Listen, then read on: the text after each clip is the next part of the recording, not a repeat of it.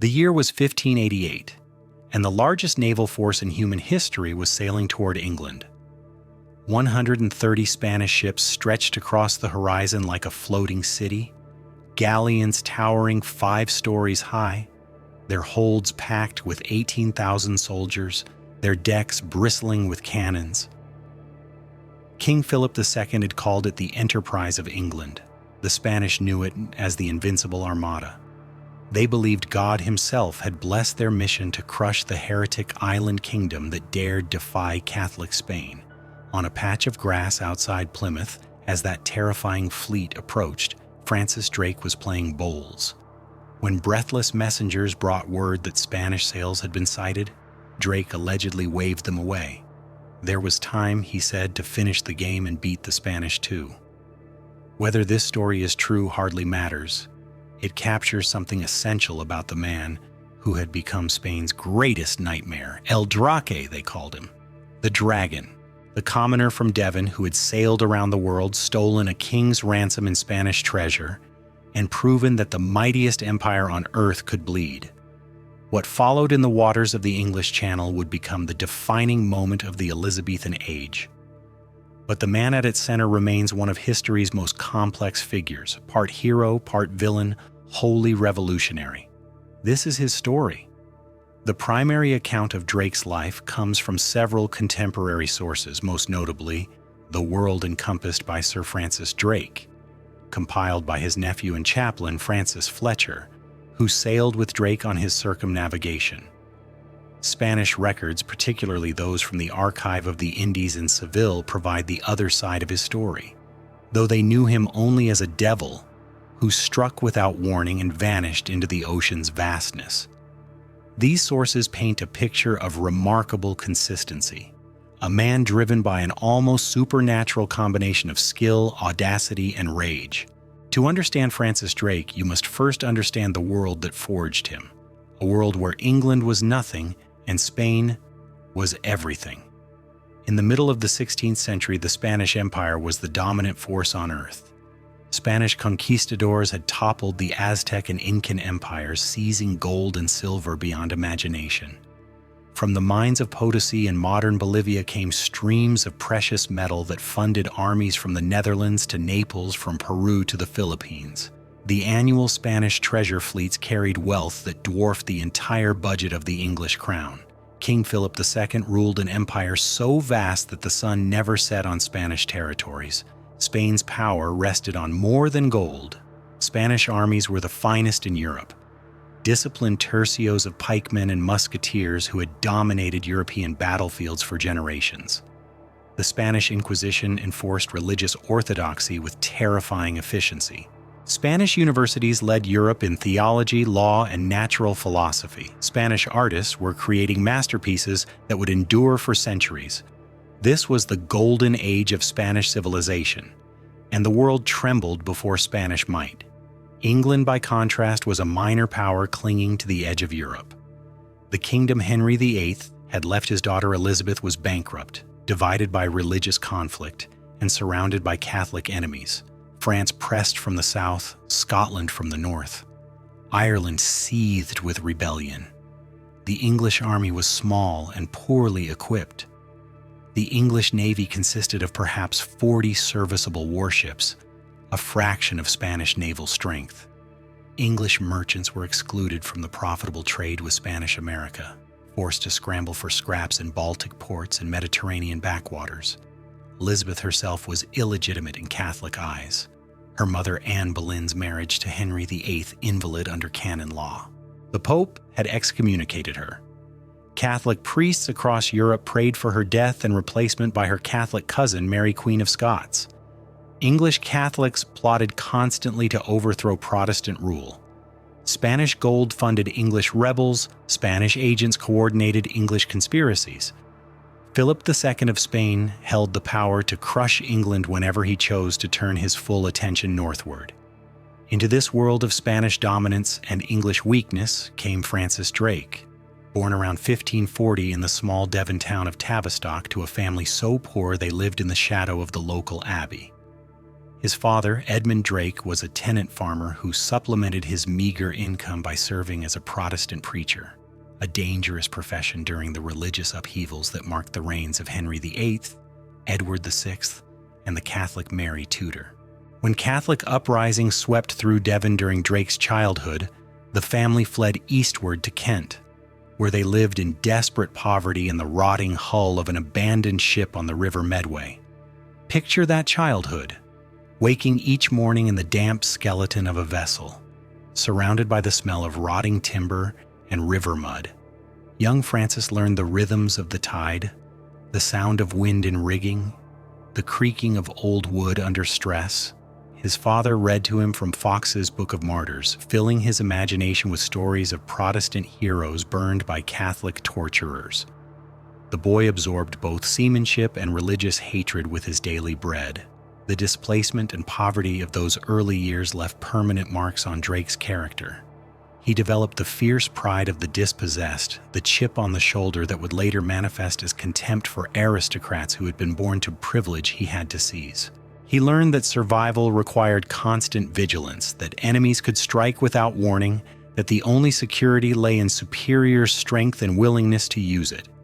Most importantly, he learned to hate Catholics with visceral intensity, not as theological opponents, but as personal enemies who had driven his family from their home and condemned them to penury.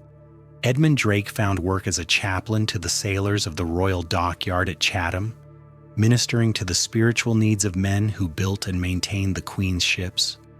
Young Francis haunted those docks, absorbing the lore of ship construction and seamanship. He learned to distinguish oak from elm by smell, to judge the quality of canvas by touch, to read the signs of weather and cloud formations and wind patterns. By his early teens, he was more familiar with the workings of ships than most men twice his age. When Francis reached his mid-teens, his father arranged an apprenticeship with the master of a small coastal trading vessel. The terms were typical of the era: 7 years of service in exchange for training in navigation and seamanship, with the promise of freedom and a small sum of money at the end. But Drake's master was a kindly man who took genuine interest in his apprentice's education. He taught the boy not just practical seamanship, but the theoretical foundations of navigation: how to use compass and quadrant, how to read charts and calculate position, how to predict tidal flows and seasonal weather patterns. The vessel traded along England's southern and eastern coasts, carrying wool from Devon to London, grain from Norfolk to Portsmouth, manufactured goods from the growing industrial towns to rural markets. It was humble work, far removed from the glamour of oceanic exploration, but it provided Drake with invaluable experience in the treacherous waters around Britain. These coastal seas were among the most challenging on Earth: fierce tides that could drive a vessel onto hidden rocks, sudden storms that could overwhelm the unwary, shifting sandbanks that trapped ships and broke them apart. Any sailor who could navigate safely from Portsmouth to Newcastle, from Bristol to the Thames, had mastered skills that would serve him anywhere in the world. Drake proved exceptionally gifted. His master noted the boy's intuitive understanding of wind and current, his ability to read the subtle signs that warned of approaching weather, his steady nerves during the violent storms that regularly lashed the English coast. When the old captain died suddenly, reportedly of a fever contracted during a winter voyage to Scotland, he left his ship to Drake in recognition of the young man's abilities and character. At 22, Francis Drake found himself master of his own vessel, owner of a small but profitable trading business. He was also remarkably well educated by the standards of his class. His father's religious instruction had made him literate and articulate, while his maritime training had given him skills in mathematics, astronomy, and practical engineering. He could discuss theology with university graduates, navigate by celestial observation, and command the respect of hardened sailors. Most importantly, he possessed that indefinable quality of leadership that made other men willing to follow him into danger. Drake's abilities soon brought him to the attention of his kinsman John Hawkins, a prominent Plymouth merchant who was pioneering England's entry into the lucrative but illegal slave trade. Hawkins was a man of vision and ruthless ambition who recognized that Spain's exclusion of foreign traders from American markets created enormous opportunities for those bold enough to seize them. Spanish colonists in the Caribbean desperately needed enslaved laborers for their sugar plantations and silver mines, but Spanish law prohibited foreign vessels from trading in American ports. Hawkins reasoned that if he could acquire enslaved Africans and deliver them to Spanish America, colonial officials might be willing to overlook legal technicalities in exchange for needed labor and a share of the profits. The plan was audacious in its illegality. Hawkins would sail to the African coast, capture or purchase enslaved people from local rulers, transport them across the Atlantic under conditions of unimaginable brutality, and sell them to Spanish colonists who technically had no legal right to buy them.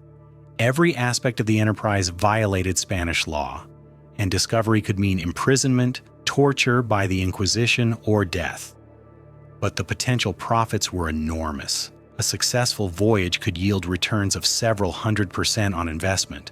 Draque joined Hawkins's second slaving voyage in 1564, serving as captain of one of the smaller vessels in a fleet of 4 ships. The voyage followed the established pattern of the triangular trade. English manufactured goods to Africa, enslaved Africans to America, American gold and silver to England. But the reality behind those simple words was horror beyond description. On the African coast, Draque witnessed the mechanisms of the slave trade, the collaboration between European traders and African rulers who sold their own people into bondage, the holding pens where human beings were sorted and branded like cattle, the desperate attempts to escape that were punished with mutilation or death. The voyage across the Atlantic, the infamous Middle Passage, packed human beings into ship holds with less space per person than allocated to cargo. Disease spread rapidly in the fetid darkness below decks. The dead were thrown overboard daily. Suicide attempts were common. Those who tried to starve themselves were force-fed through broken teeth. Drake's later biographers would minimize his involvement in the slave trade, focusing instead on his attacks on Spanish power. But contemporary records make clear that he was not a passive observer. He commanded slave ships, supervised the purchase and transport of human cargo, and personally profited from their sale. The wealth that would later fund his privateering ventures was built partly on the bodies of enslaved Africans. This early exposure to systematic brutality may have contributed to the callousness he would later display toward Spanish prisoners and indigenous peoples. The 1564 voyage was profitable enough to encourage a third expedition in 1567. This time, Hawkins commanded 6 ships with nearly 400 men, the largest English force yet sent to American waters. Draque again captained one of the smaller vessels, the 50-ton Judith, and proved his abilities by capturing a Portuguese slave ship off the African coast. The seizure added 250 enslaved Africans to their human cargo and demonstrated Drake's emerging skills as a combat commander. The fleet crossed the Atlantic successfully and spent several months trading along the Spanish Caribbean coast. Colonial officials were increasingly cooperative. They needed enslaved labor desperately, and Hawkins paid substantial bribes while maintaining the fiction that he was trading under duress. By August 1567, the expedition had sold most of its human cargo and loaded the ships with gold, silver, pearls, and other valuable goods. The voyage appeared to be a spectacular success. Then disaster struck. A massive storm caught the fleet in the Gulf of Mexico, damaging several ships and forcing them to seek emergency shelter. The nearest port was San Juan de Ulua, near present-day Veracruz, a major Spanish harbor with excellent facilities for ship repair. Hawkins had little choice. His damaged vessels would not survive the Atlantic crossing without major work. The English fleet limped into San Juan de Ulua on September 15, 1567, to find the harbor nearly empty. A few Spanish merchants' vessels lay at anchor, but the main Spanish fleet was not expected for several days. Hawkins seized control of the port, posted guards at strategic points, and began emergency repairs on his ships. For a few days, it seemed the expedition might escape its difficulties without serious consequences. Then Spanish sails appeared on the horizon. Don Martin Enriquez, the new Viceroy of New Spain, was arriving with a fleet of 13 vessels carrying supplies, reinforcements, and strict orders to suppress foreign trade in Spanish America. His ships were heavily armed and carried over 1,500 soldiers. The English were outnumbered more than 3-1 and trapped in an enclosed harbor with limited room for maneuvering. Hawkins faced an impossible choice. He could attempt to fight his way out against overwhelming odds, almost certainly resulting in the destruction of his fleet and the death of most of his men. Or he could try to negotiate, hoping that mutual self-interest would prevent bloodshed. He chose negotiation, meeting with Spanish representatives under a flag of truce to arrange terms for English departure. The agreement seemed reasonable to both sides. The Spanish would be allowed to enter their own port without interference, while the English would be permitted to complete their repairs and depart unmolested. Formal articles were signed, hostages were exchanged to guarantee compliance, and both fleets settled into an uneasy coexistence in the crowded harbor. For 3 days the arrangement held. English and Spanish sailors worked side by side, sharing the harbor facilities while maintaining careful neutrality. Spanish officials toured the English ships, admiring their construction and armament. English officers dined with their Spanish counterparts, discussing the challenges of American colonial administration. It seemed that pragmatism had triumphed over ideology. On September 23rd, everything changed. Without warning or provocation, Spanish soldiers launched a coordinated attack on English positions throughout the harbor. The assault had clearly been planned in advance. Spanish artillery had been secretly repositioned to target English ships, while soldiers had infiltrated key defensive points under cover of darkness. The formal agreement meant nothing. The exchange of hostages was a ruse. The appearance of cooperation was an elaborate deception designed to lull the English into vulnerability. The battle was brief and devastating. Spanish fire ships, vessels packed with combustible materials and guided by skeleton crews willing to die for king and faith, crashed into English ships and set them ablaze. Spanish cannon poured shot into English hulls from point-blank range. Spanish soldiers swarmed aboard English vessels, cutting down sailors who had no time to organize resistance. Of Hawkins's 6 ships, only 2 escaped the inferno. The Minion, commanded by Hawkins himself, and the Judith, under Drake's command. Both vessels were badly damaged, overcrowded with survivors, and desperately short of supplies. Hundreds of English sailors had been killed in the battle or captured to face torture by the Inquisition. The expedition that had begun with such promise was destroyed.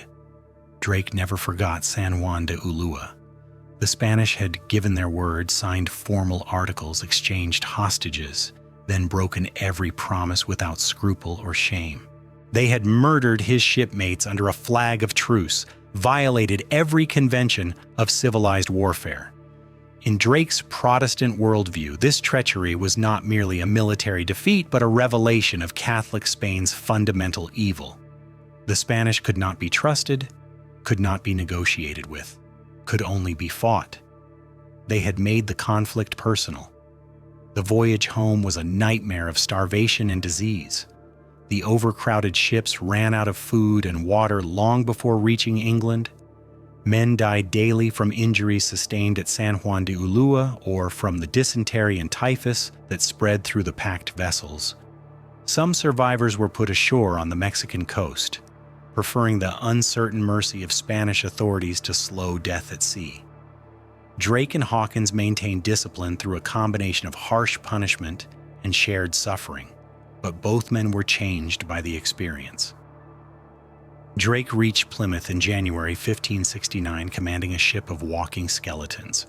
His cargo holds, which should have been filled with Spanish gold, contained only the memory of betrayal and the promise of revenge. He had lost shipmates, wealth, and innocence at San Juan de Ulua. In return, he had gained something far more dangerous, a purpose that would shape the rest of his life and alter the course of history. The young man who returned to Devon was no longer the ambitious merchant captain who had sailed with Hawkins. Drake had seen Spanish treachery firsthand, felt Spanish shot tear through his rigging, watched Spanish soldiers hack down his friends. He had learned that the Spanish Empire was not invincible. Their ships could burn, their soldiers could bleed, their viceroy could be surprised and overwhelmed. But he had also learned that Spain would show no mercy to English interlopers. The conflict between Protestant England and Catholic Spain was not a game played by rules of honor and chivalry. It was a war to the death, and Draque intended to win it. In the months following his return, Draque began planning his revenge.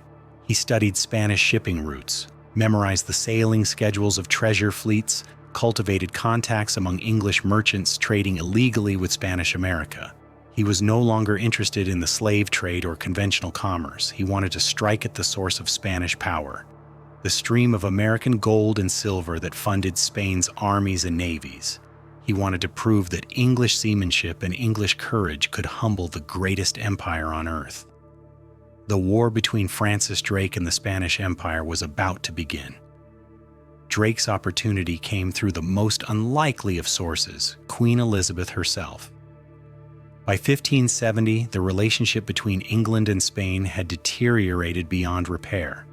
Philip II was openly supporting Catholic conspiracies against Elizabeth's government, while Spanish agents worked to coordinate rebellions in Ireland and Scotland. The Pope had issued a papal bull excommunicating Elizabeth and absolving her subjects of their duty to obey her. War was inevitable. The only question was how and when it would begin. Elizabeth needed money desperately. Her treasury was nearly empty, her debts mounting, her ability to resist Spanish pressure limited by financial constraints. She also needed reliable intelligence about Spanish strength and capabilities in America. Most importantly, she needed to demonstrate that Protestant England could strike back against Catholic aggression. Draque offered to provide all three, and the Queen listened with growing interest. The meeting between Draque and Elizabeth likely occurred at Greenwich Palace in late 1570, though no official record exists of their conversation. What matters is not the precise details, but the understanding they reached. Draque would sail to the Caribbean as a private citizen, carrying no royal commission or official backing. If he succeeded in capturing Spanish treasure, the Queen would receive her share while maintaining plausible deniability. If he failed or was captured, she could disavow any knowledge of his activities. It was a perfect arrangement for a monarch who needed to strike at Spain without providing justification for open war. Draque spent 2 years preparing for his mission.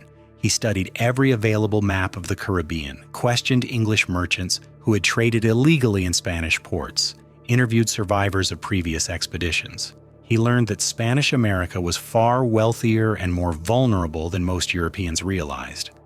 The great treasure fleets that carried silver from Peru to Seville followed predictable routes and schedules, passing through narrow channels where a small, fast vessel could intercept them. Colonial defenses were minimal, a few fortified ports protected by obsolete cannon and undermanned garrisons. Most Spanish merchantmen carried little or no armament, relying on their isolation and the assumption of Spanish naval supremacy for protection. The key to success lay in speed and surprise.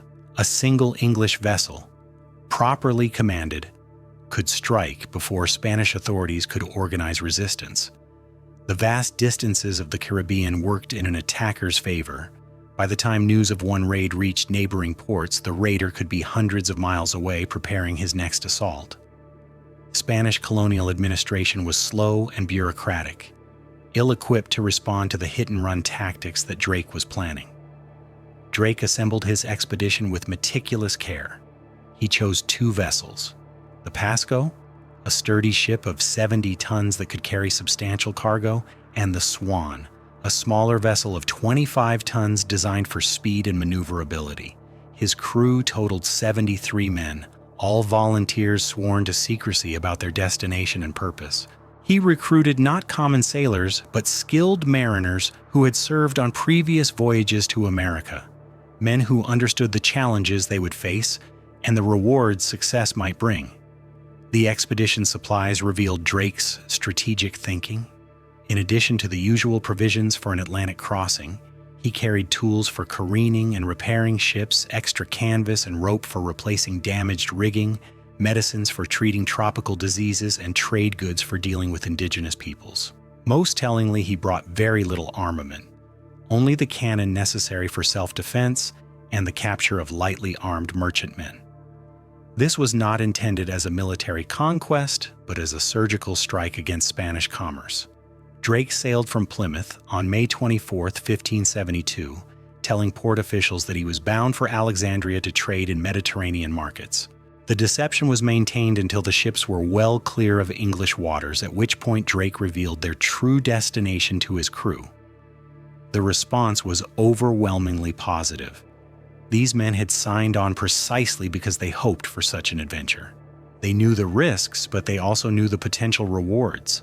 A successful raid on Spanish treasure could make every man aboard wealthy for life. The Atlantic crossing took 7 weeks, following the established route via the Canary Islands and Cape Verde.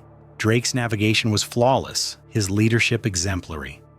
The crew remained healthy and disciplined throughout the voyage, maintaining their equipment and preparing for the challenges ahead. When they made landfall at Dominica on July 9, 1572, they were ready for war.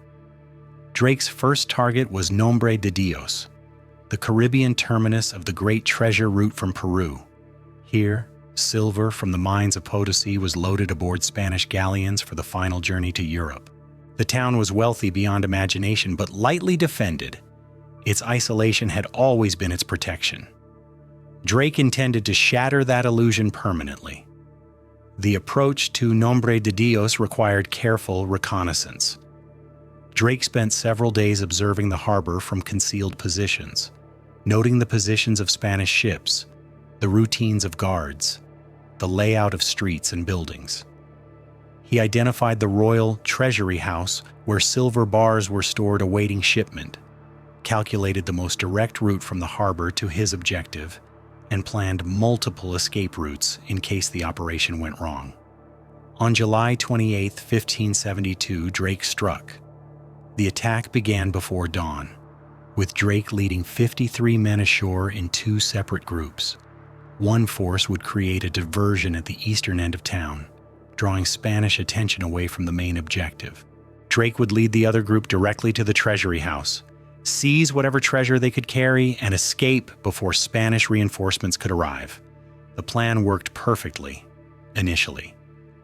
Drake's men overwhelmed the Spanish sentries and fought their way through the streets toward the treasury.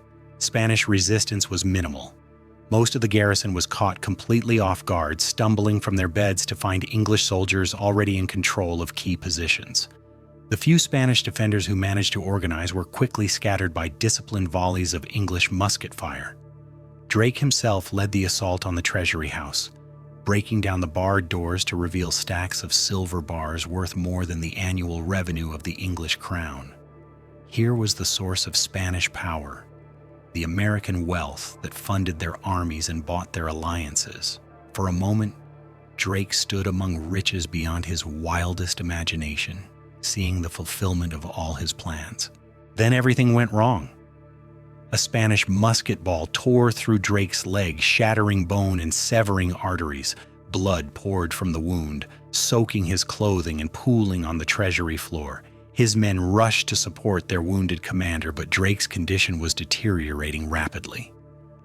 Without immediate medical attention, he would bleed to death within minutes. The English had no choice but to abort the mission. Abandoning the treasure they had come so far to seize, they carried their unconscious commander back to their boats and rowed desperately for the open sea. Spanish reinforcements were already arriving, their trumpets echoing across the water as Drake's men struggled to reach the safety of their ships. The raid on Nombre de Dios was simultaneously a failure and a revelation. Drake had failed to capture any significant treasure, had been wounded almost fatally, and had been forced to flee ignominiously. But he had also proven something more important than immediate profit. Spanish America was vulnerable. The great treasure ports could be attacked, their defenses penetrated, their wealth seized. The myth of Spanish invincibility in American waters was shattered forever. More importantly, Drake had learned valuable lessons about Spanish colonial defenses and administrative weaknesses. The garrison at Nombre de Dios was small and poorly trained, relying more on geographical isolation than military strength for protection. Communication between Spanish ports was slow and unreliable, meaning that news of English attacks took weeks to spread. Local Spanish officials were more concerned with bureaucratic procedures than military effectiveness, creating opportunities for bold attackers willing to strike quickly and withdraw before organized resistance could develop. During his recovery, Draque refined his strategy. Instead of attempting single massive raids on fortified ports, he would launch a sustained campaign of smaller attacks throughout the Caribbean. He would establish hidden bases on uninhabited islands, maintain his ships in constant readiness, and strike wherever Spanish defenses were weakest. Most innovatively, he would seek allies among the communities of escaped enslaved people, called Cimarrons, who had established independent settlements in the mountains of Panama and maintained a state of perpetual warfare with Spanish colonial authorities. The Cimarrons were natural allies for any enemy of Spain. They knew the terrain intimately, had networks of spies throughout Spanish settlements, and possessed an burning hatred of their former oppressors. They were also skilled fighters who had learned to use Spanish weapons and tactics against Spanish forces. An alliance between English maritime power and Cimarron knowledge of local conditions could create a devastating combination. Drake's first contact with Cimarron leaders occurred in August 1572 when his ships encountered a group of escaped enslaved people who had seized a Spanish coastal vessel. The initial meeting was tense. Both sides were armed and suspicious, uncertain of the other's intentions. But Drake's Protestant chaplain, reading from an English Bible, convinced the Cimarron leader Pedro that these English were enemies of Catholic Spain and therefore potential allies. The alliance that developed over the following months was based on mutual interest rather than moral sympathy. Draque needed guides who could lead him through the jungles of Panama to the treasure route that connected the Pacific port of Panama City with the Caribbean port of Nombre de Dios. The Cimarrons needed weapons and ammunition for their ongoing resistance against Spanish authorities. Neither side harbored illusions about the other's ultimate goals, but both recognized that cooperation could benefit everyone involved. The partnership produced immediate results. Cimarron scouts provided detailed intelligence about Spanish shipping schedules, troop movements, and defensive preparations. They guided English raiding parties through jungle paths that bypassed Spanish checkpoints and observation posts. Most valuably, they revealed the existence of a regular treasure convoy that crossed the Isthmus of Panama on foot, carrying silver from Pacific ships to Caribbean ports. This was exactly the opportunity Draque had been seeking. The overland treasure route was far more vulnerable than the heavily guarded ports at either end. The Spanish convoy followed a predictable path through dense jungle, protected by only a small military escort. If Draque could intercept this convoy at the right moment, he could seize an enormous treasure while avoiding the fortified defenses that had nearly killed him at Nombre de Dios. Planning the ambush required months of careful preparation. Drake's men established a secret base in the mountains overlooking the treasure route, building concealed shelters and stockpiling supplies for an extended campaign. Cimarron allies provided constant surveillance of Spanish movements, reporting the departure of treasure ships from Peru and the assembly of silver convoys in Panama City. English and Cimarron forces conducted joint training exercises, learning to coordinate their attacks and plan their escapes. On February 11th, 1573, the trap was sprung. Draque and 18 English sailors, accompanied by 30 Cimarron warriors, ambushed a Spanish treasure convoy as it wound through a narrow mountain pass. The Spanish escort, surprised, outnumbered, and caught in an impossible tactical position, surrendered after token resistance. The mule train they had been protecting carried more than 200,000 pesos in silver and gold, worth approximately 40,000 pounds in English currency, enough to fund a small war or buy a nobleman's estate. The ambush was executed with clockwork precision. English musket fire scattered the Spanish guards while Cimarron warriors secured the treasure mules and prevented any Spanish soldiers from escaping to carry word of the attack. Within 30 minutes, the convoy was captured, its guards disarmed, and its treasure loaded onto English backs for the journey back to the coast. Spanish authorities in Panama City would not learn of the disaster for several days, by which time Draque and his allies would be far from the scene. But Draque was not yet satisfied. intelligence from his Cimarron allies suggested that an even larger treasure convoy was preparing to leave Panama City within a few weeks. This convoy would carry the accumulated wealth of an entire year's silver production from Peru, a prize beyond imagination. Draque decided to wait, maintaining his hidden base and preparing for an even more audacious strike. The second ambush, attempted on February 14, 1573, revealed both the possibilities and limitations of Drake's campaign. Spanish authorities, alerted by the success of the first attack, had reinforced the treasure convoy with additional soldiers and changed its route to avoid known English positions. The ambush failed when a member of Drake's party, possibly drunk, possibly simply careless, revealed himself to Spanish scouts before the convoy reached the killing ground. The failure forced Draque to reconsider his strategy. Spanish colonial authorities were learning to adapt to English tactics, reinforcing vulnerable points and varying their procedures to prevent future attacks. The element of surprise that had made the English raids possible was gradually being eroded. More ominously, Spanish warships were beginning to arrive in Caribbean waters, sent from Europe specifically to hunt down the English raiders. Draque realized that his window of opportunity was closing. He could continue his hit-and-run campaign for a few more months, but eventually Spanish reinforcements would make further operations impossible. He needed one final spectacular success that would justify the risks he had taken and provide the wealth necessary to fund future expeditions. The target he chose was both audacious and symbolic: the Spanish treasure fleet itself. Every year, the combined wealth of Spanish America was loaded aboard a heavily guarded convoy of galleons for the journey to Seville. These treasure fleets were the lifeline of the Spanish Empire, carrying the gold and silver that maintained Spanish power from the Netherlands to the Philippines. No foreign ship had ever successfully attacked a Spanish treasure fleet. The very attempt would be regarded as an act of war. Drake's plan required perfect timing and extraordinary seamanship. The treasure fleet followed a predictable route from Cartagena to Havana, passing through the narrow waters between Cuba and the mainland, where interception was theoretically possible. But the Spanish ships were heavily armed and sailed in close formation, supported by warships specifically designed to protect the treasure vessels. A single English ship attempting to attack such a convoy would normally be destroyed within minutes. Drake's advantage lay in the element of surprise and the superior sailing qualities of his vessels. English ships were generally faster and more maneuverable than their Spanish counterparts, able to choose the moment and manner of engagement. If Draque could approach undetected, strike quickly at the weakest vessel in the Spanish formation, and escape before the escort ships could respond, he might succeed where others had failed. The opportunity came in March 1573, when Spanish intelligence reached Draque that the annual treasure fleet was assembling at Cartagena for its journey to Europe.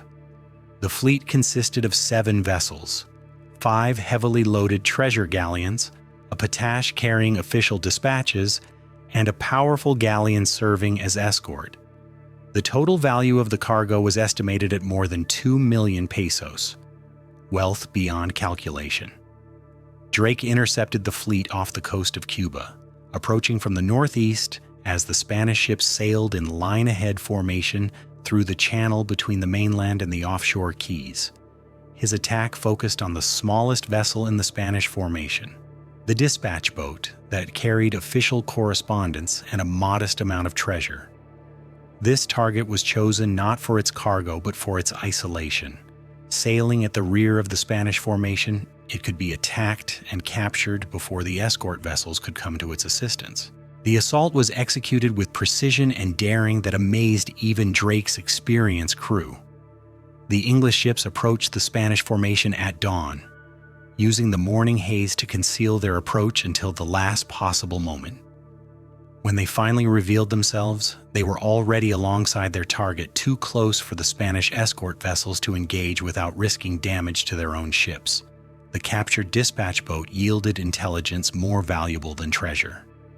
Spanish official correspondence revealed the defensive preparations being made throughout the Caribbean, the locations and strengths of Spanish garrisons, and the sailing schedules of future treasure convoys. Most importantly, the documents confirmed that Philip II was indeed planning a massive military intervention against Protestant England. With invasion forces being assembled in Spanish ports and allied Catholic nobles throughout Europe being recruited for the enterprise, Draque now possessed information that could alter the course of European politics. He also possessed enough treasure to fund future expeditions and enough reputation to ensure English support for his continued operations against Spanish interests. Most importantly, he had demonstrated that Spanish power in America was not invincible, that English seamanship and English courage could humble the greatest empire on earth. The voyage home began in August 1573, with Drake's ships heavily loaded with Spanish treasure and his crew enriched beyond their wildest dreams. But the return journey proved almost as dangerous as the raids themselves. Spanish warships were now actively hunting for the English pirates, while adverse winds and tropical storms threatened to destroy ships already weakened by months of campaigning in tropical waters. Drake's navigation during the homeward voyage was perhaps his finest achievement as a seaman. Avoiding the normal shipping routes where Spanish patrols might intercept him, he pioneered a new course that took advantage of seasonal wind patterns and ocean currents. His calculations were so precise that he made landfall at the Isles of Scilly on August 9, 1573, exactly where and when he had predicted, a navigational feat that amazed contemporary experts. The arrival of Drake's ships at Plymouth created a sensation throughout England. Here was proof that Spanish power could be challenged, that English sailors could venture into Spanish America and return with Spanish treasure. The common sailors who had shipped out as anonymous adventurers came home as celebrities, their pockets heavy with Spanish gold, their stories eagerly repeated in every tavern and marketplace. Draque himself was transformed from an unknown West Country captain into a national hero. His share of the treasure, approximately £20,000, made him one of the wealthiest men in Devon. More importantly, his success had caught the attention of the Queen herself, who summoned him to court for a private audience at which the details of future operations against Spain were undoubtedly discussed. The strategic implications of Drake's Caribbean raids extended far beyond their immediate material success. He had proven that Spanish America was vulnerable to English attack, that the treasure fleets could be intercepted, and that local Spanish defenses could be penetrated by relatively small forces. This knowledge would reshape English strategic thinking and encourage the development of a more aggressive policy towards Spanish expansion. Perhaps most significantly, Draque had established the template for English operations in the Americas that would persist for the next 2 centuries. His combination of maritime superiority, indigenous alliances, and hit-and-run tactics would be copied by generations of English privateers, pirates, and naval commanders. The wealth of Spanish America would never again be secure from English predation. But Drake's success also guaranteed Spanish retaliation. Philip II had tolerated English piracy as long as it remained small-scale and ineffective.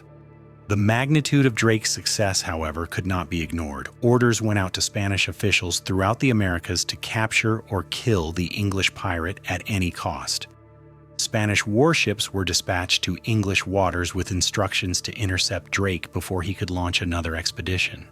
The undeclared war between England and Spain was escalating toward open conflict, and Francis Draque had become its primary catalyst. His next voyage would be even more audacious than his Caribbean raids, a journey that would take him around the world and transform him into one of history's most celebrated explorers, but it would also make him Spain's most hated enemy and ensure that when the final confrontation came, he would be at its center.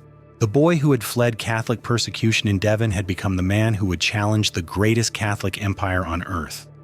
The transformation was almost complete. The voyage that would cement Drake's legend began not with royal fanfare, but with whispered conversations in darkened chambers.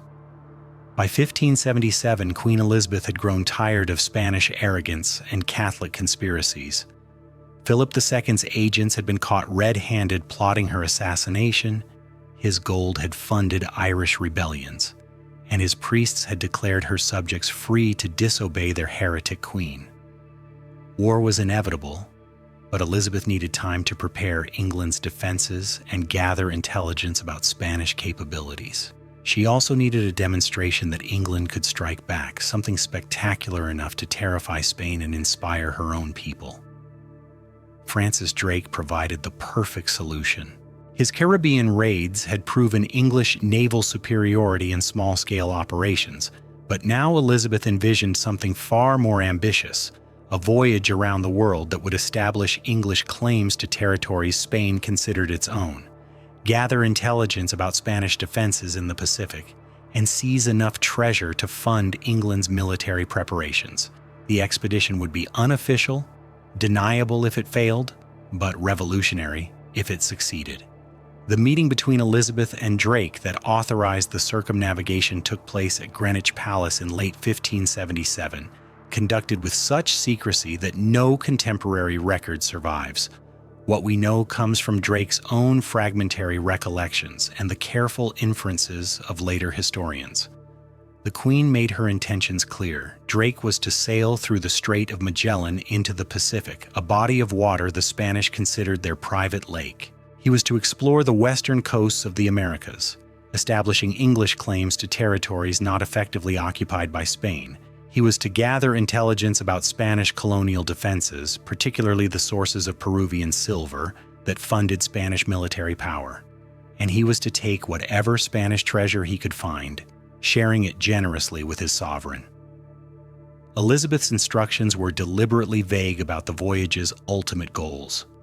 If Drake found the legendary Northwest Passage, the sea route connecting the Pacific and Atlantic across the top of North America, he was to explore it and return to England that way. If not, he was to continue westward across the Pacific, visiting the Spice Islands and returning via the Cape of Good Hope.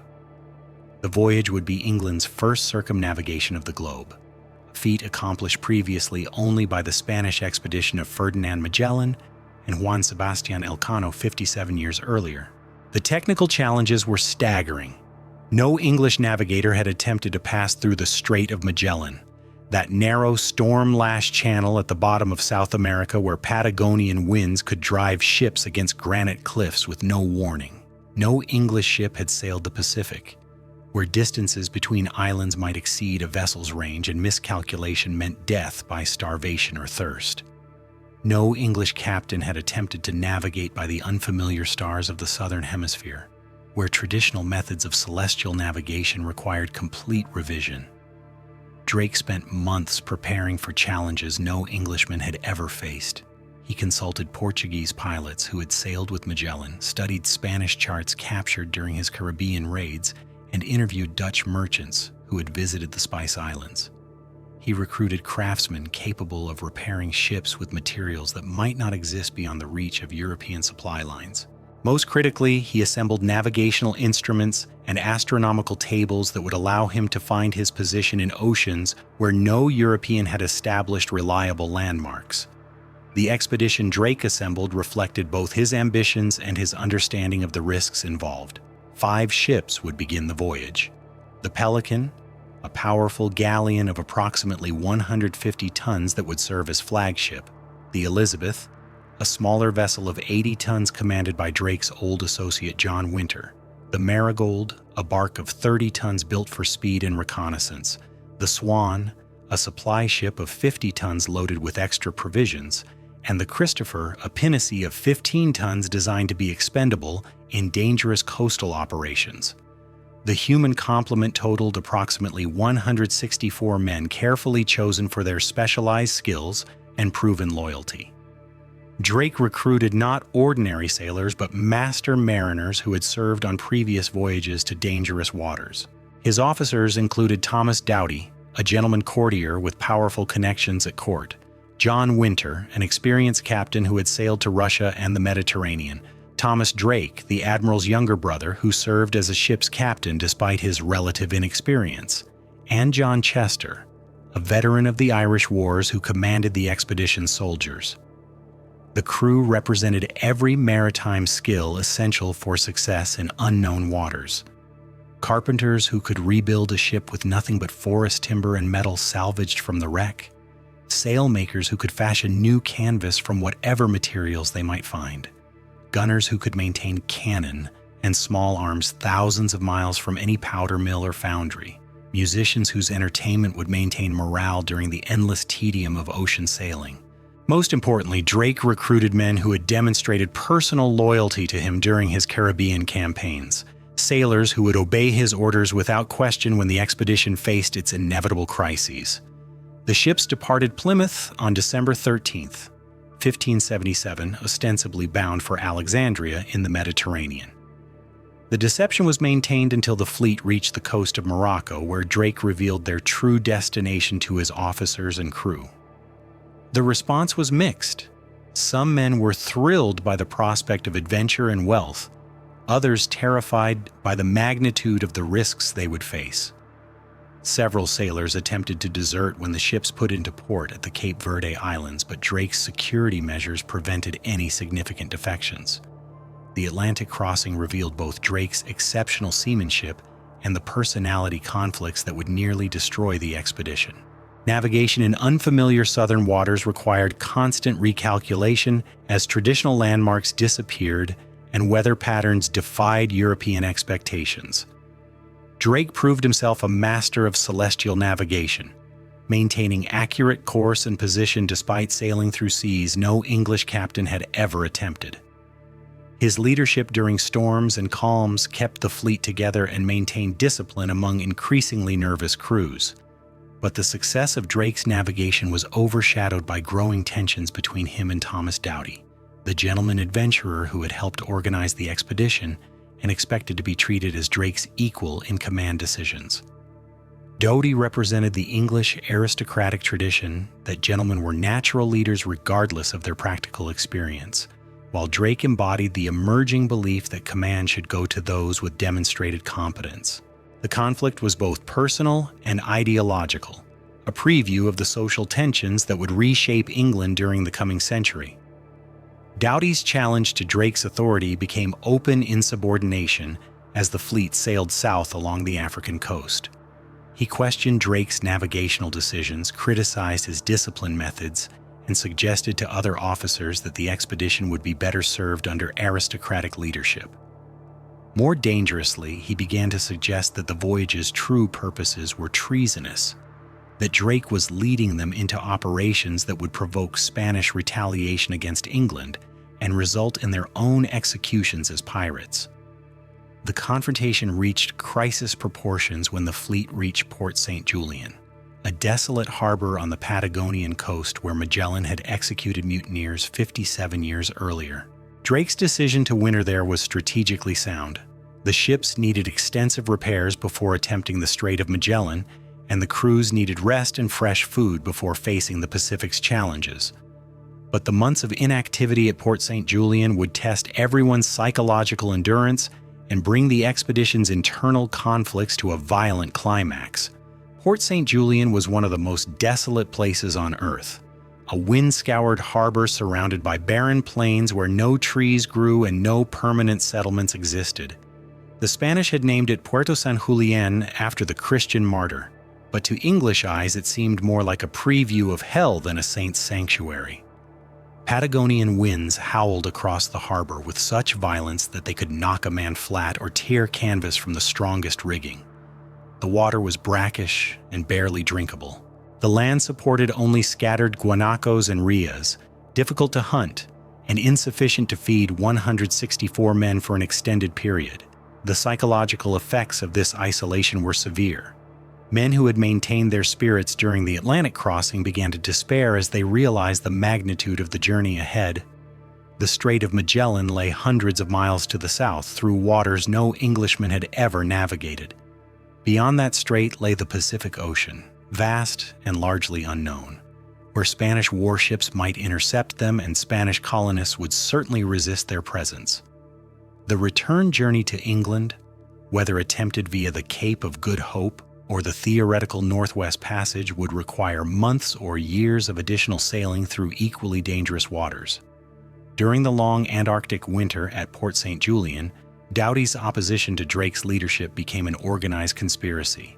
He convinced several officers and gentlemen adventurers that Drake was leading them to certain destruction, that the expedition's goals were impossible to achieve, and that their only hope of survival lay in returning to England immediately.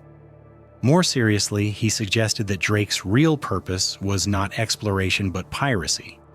that they were being used as pawns in Elizabeth's undeclared war against Spain and would be abandoned to Spanish revenge if captured. The conspiracy came to a head in late June 1578, when Draque discovered that Doughty was planning to seize control of the Elizabeth and sail her back to England, taking with him the detailed charts and intelligence that would allow Spanish authorities to intercept the remainder of the expedition. The evidence of treason was overwhelming. Doughty had been in secret correspondence with potential mutineers, had attempted to bribe key crew members, and had made preparations to steal essential supplies and equipment. Drake's response was swift and ruthless. He convened a formal court-martial, presenting evidence of Doughty's treasonous activities to a jury composed of the expedition's officers and gentlemen adventurers. The proceedings followed English legal precedent as closely as circumstances allowed, with formal charges read, witnesses examined, and the accused permitted to present his defense. But the outcome was never in doubt. Doughty had betrayed his oath to the expedition and endangered the lives of every man under Drake's command. The sentence was death, to be carried out immediately. Doughty requested the privilege of receiving communion before his execution, and Draque granted this final request, even taking the sacrament alongside the condemned man in a gesture that observers found either magnanimous or theatrical.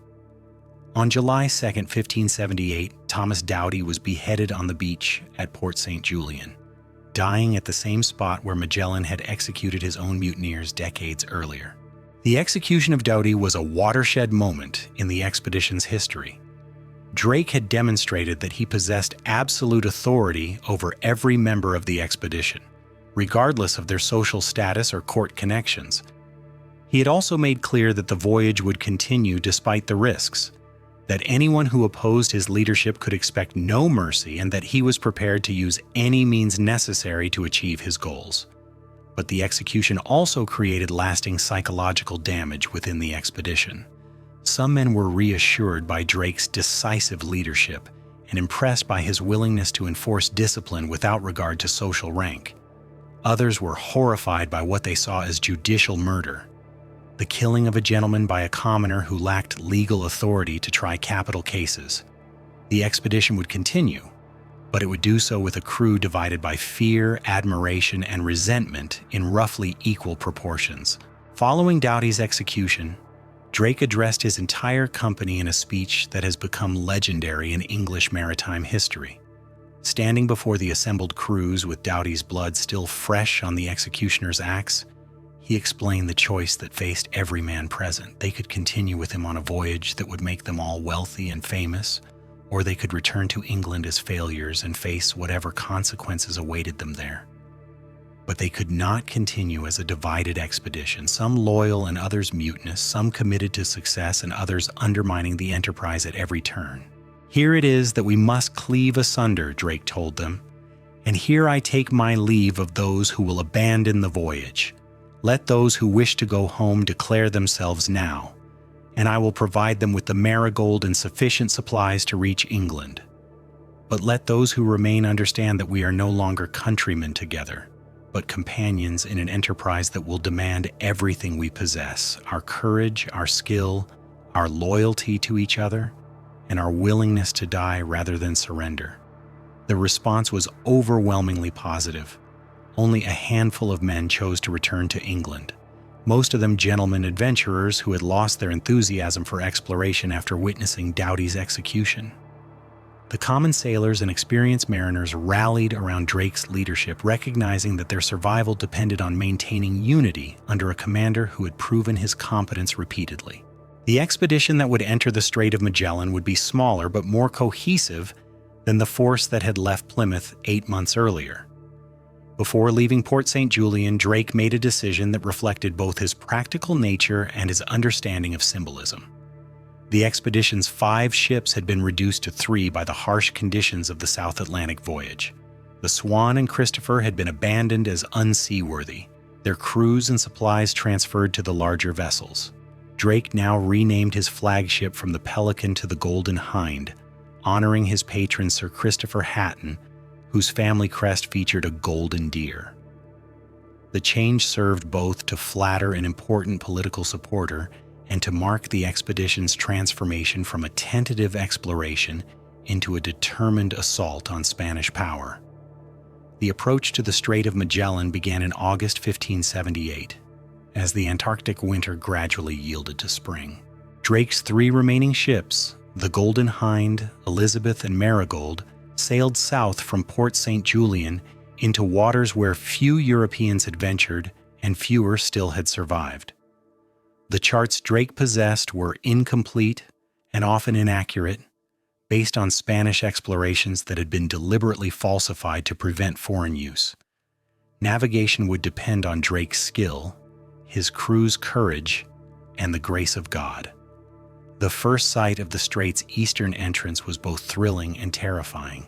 Here was the legendary passage between the Atlantic and Pacific Oceans, the narrow channel that connected the known and unknown worlds.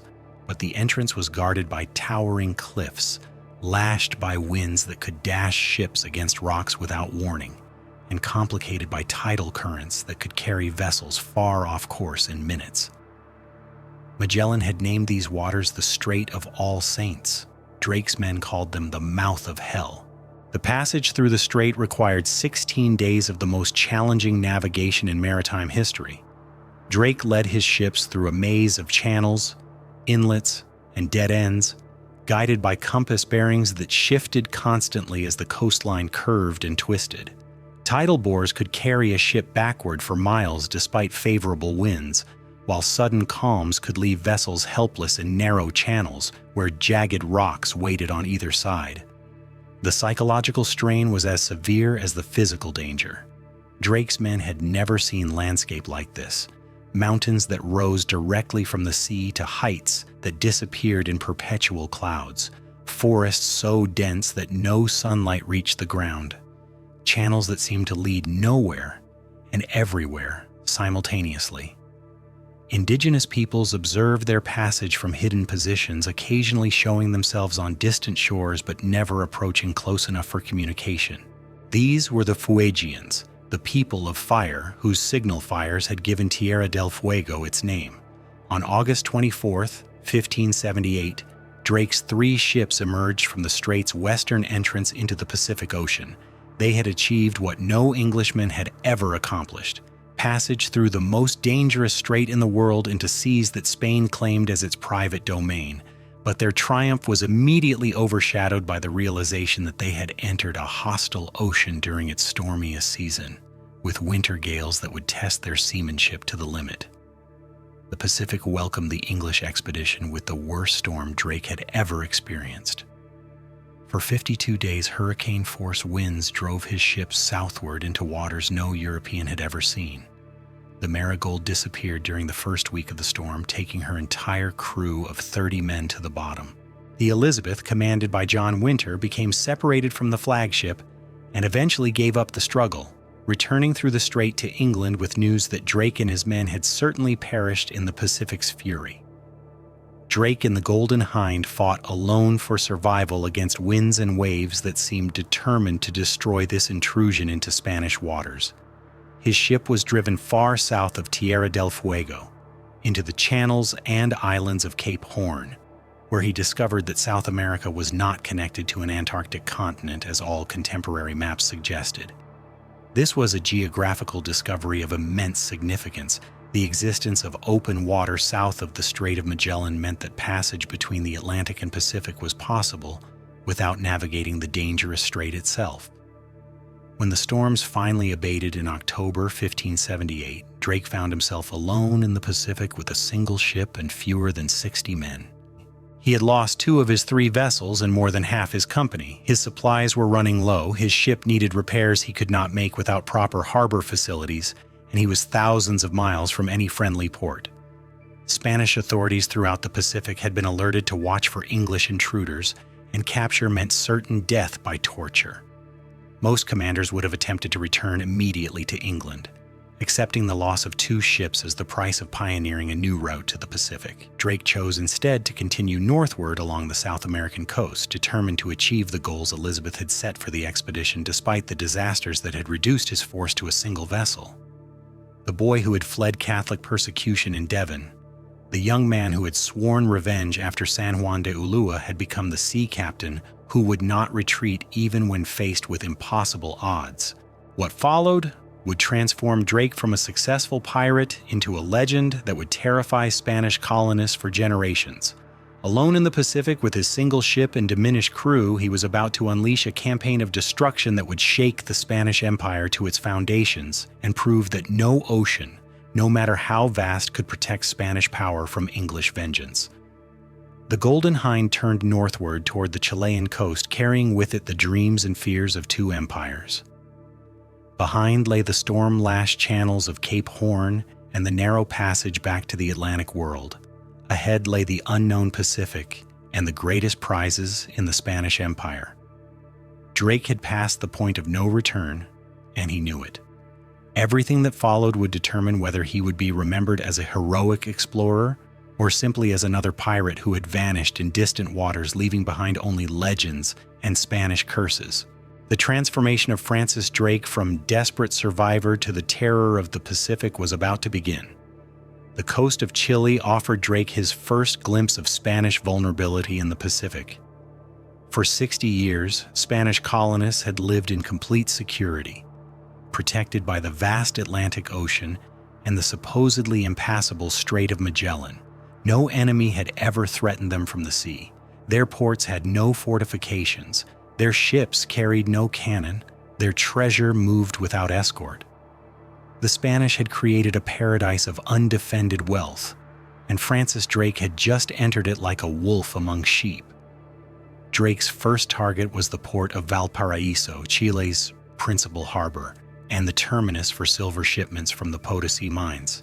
The town was completely undefended. No watchtowers scanned the horizon for hostile sails, no batteries of cannon protected the harbor, no garrison of soldiers stood ready to repel invaders. Spanish colonists had grown so accustomed to security that they barely maintained weapons for hunting, let alone warfare. The Golden Hind approached Valparaiso on December 5, 1578, flying Spanish colors and moving with the leisurely pace of a friendly merchantman.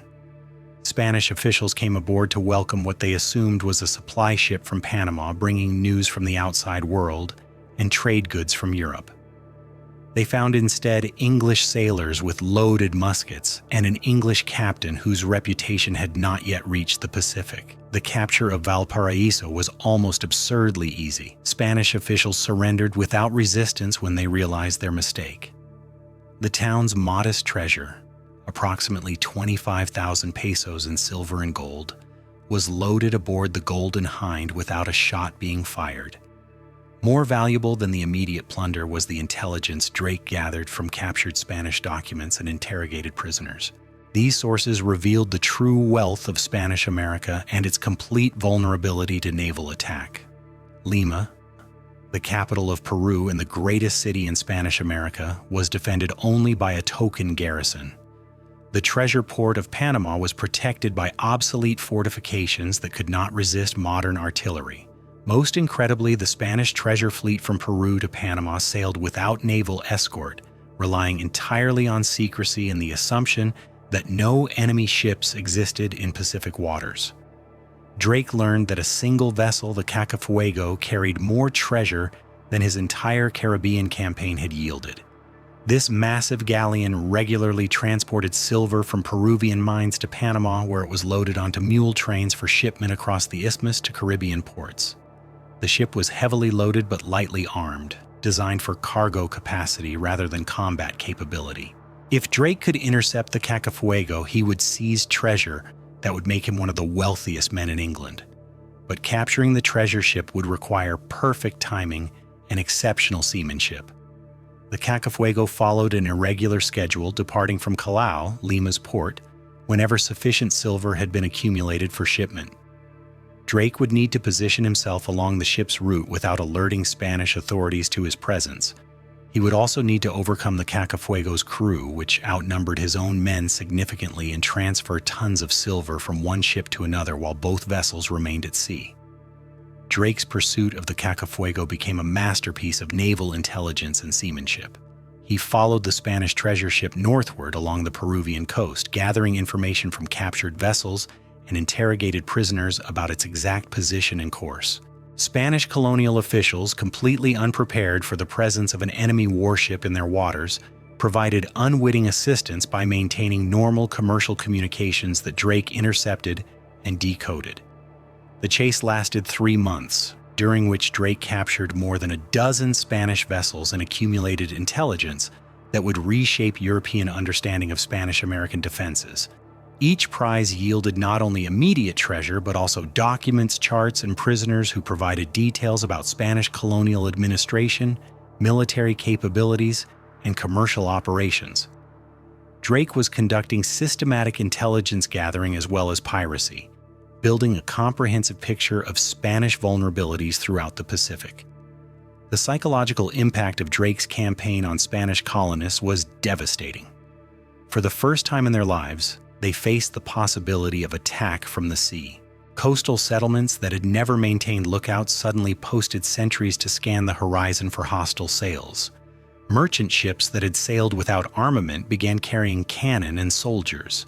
Colonial officials who had grown comfortable with routine administration found themselves forced to organize military defenses they had never imagined needing.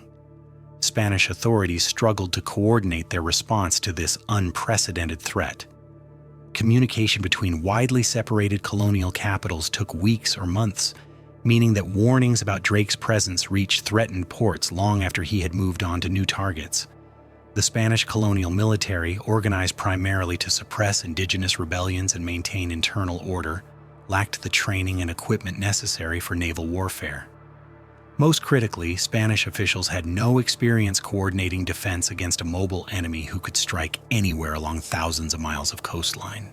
News of the English intrusion gradually spread throughout the Spanish Empire, creating panic in cities that had never seen a foreign warship.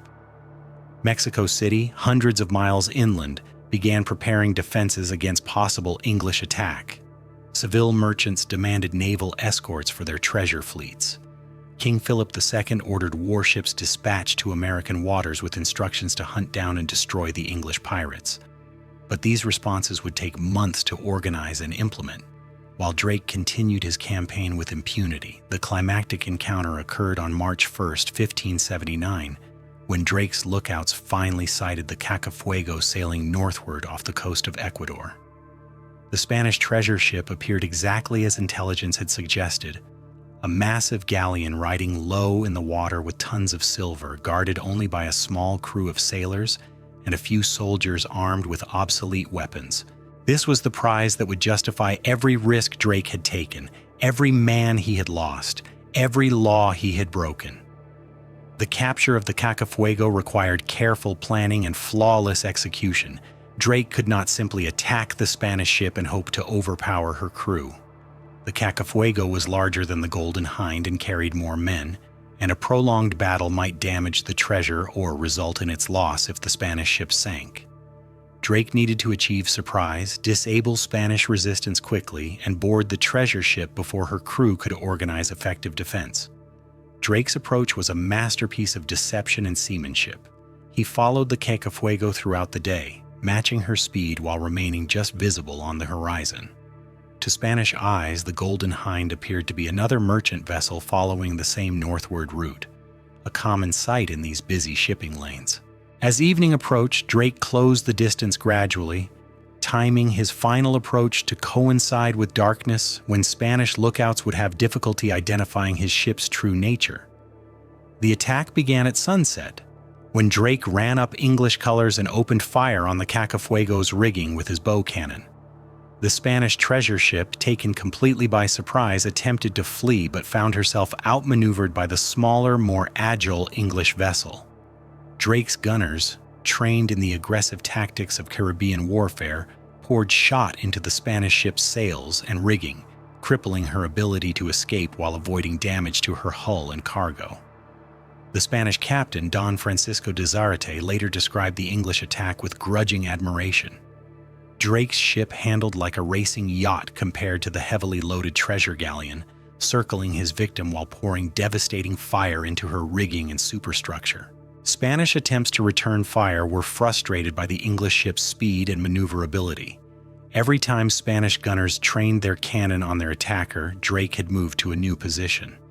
The battle lasted less than an hour. Spanish resistance collapsed when Drake's gunners severed the Cacafuego's mizzenmast, leaving her unable to maneuver effectively. Spanish soldiers who attempted to board the English ship were driven back by disciplined musket volleys. The Spanish captain, recognizing that further resistance would only result in unnecessary casualties, ordered his colors struck and surrendered his vessel to the English pirates. The treasure Draque found aboard the Cacafuego exceeded his wildest expectations. The ship's hold contained 26 tons of silver bars, 80 pounds of gold, 13 chests of silver coins, numerous precious stones, and other valuables worth approximately 360,000 pesos, more than £500,000 in English currency. This single capture yielded more wealth than the annual revenue of the English crown, enough to fund a major military campaign or purchase a small kingdom. The transfer of treasure from the Spanish ship to the Golden Hind required 3 days of backbreaking labor. Silver bars weighing up to 150 pounds each had to be manhandled from one vessel to the other using improvised tackles and human strength.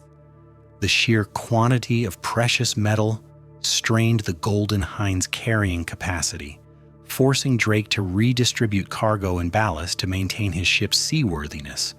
Spanish prisoners watched in amazement as their captors struggled to accommodate wealth beyond imagination. Drake's treatment of his Spanish prisoners during this process revealed both his practical nature and his evolving understanding of his historical significance.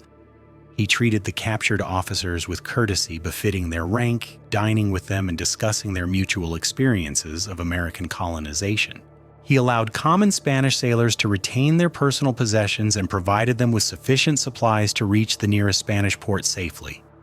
Most importantly, he extracted detailed information about Spanish colonial defenses while presenting himself as a legitimate English naval officer rather than a common pirate. These interrogations yielded intelligence of incalculable strategic value.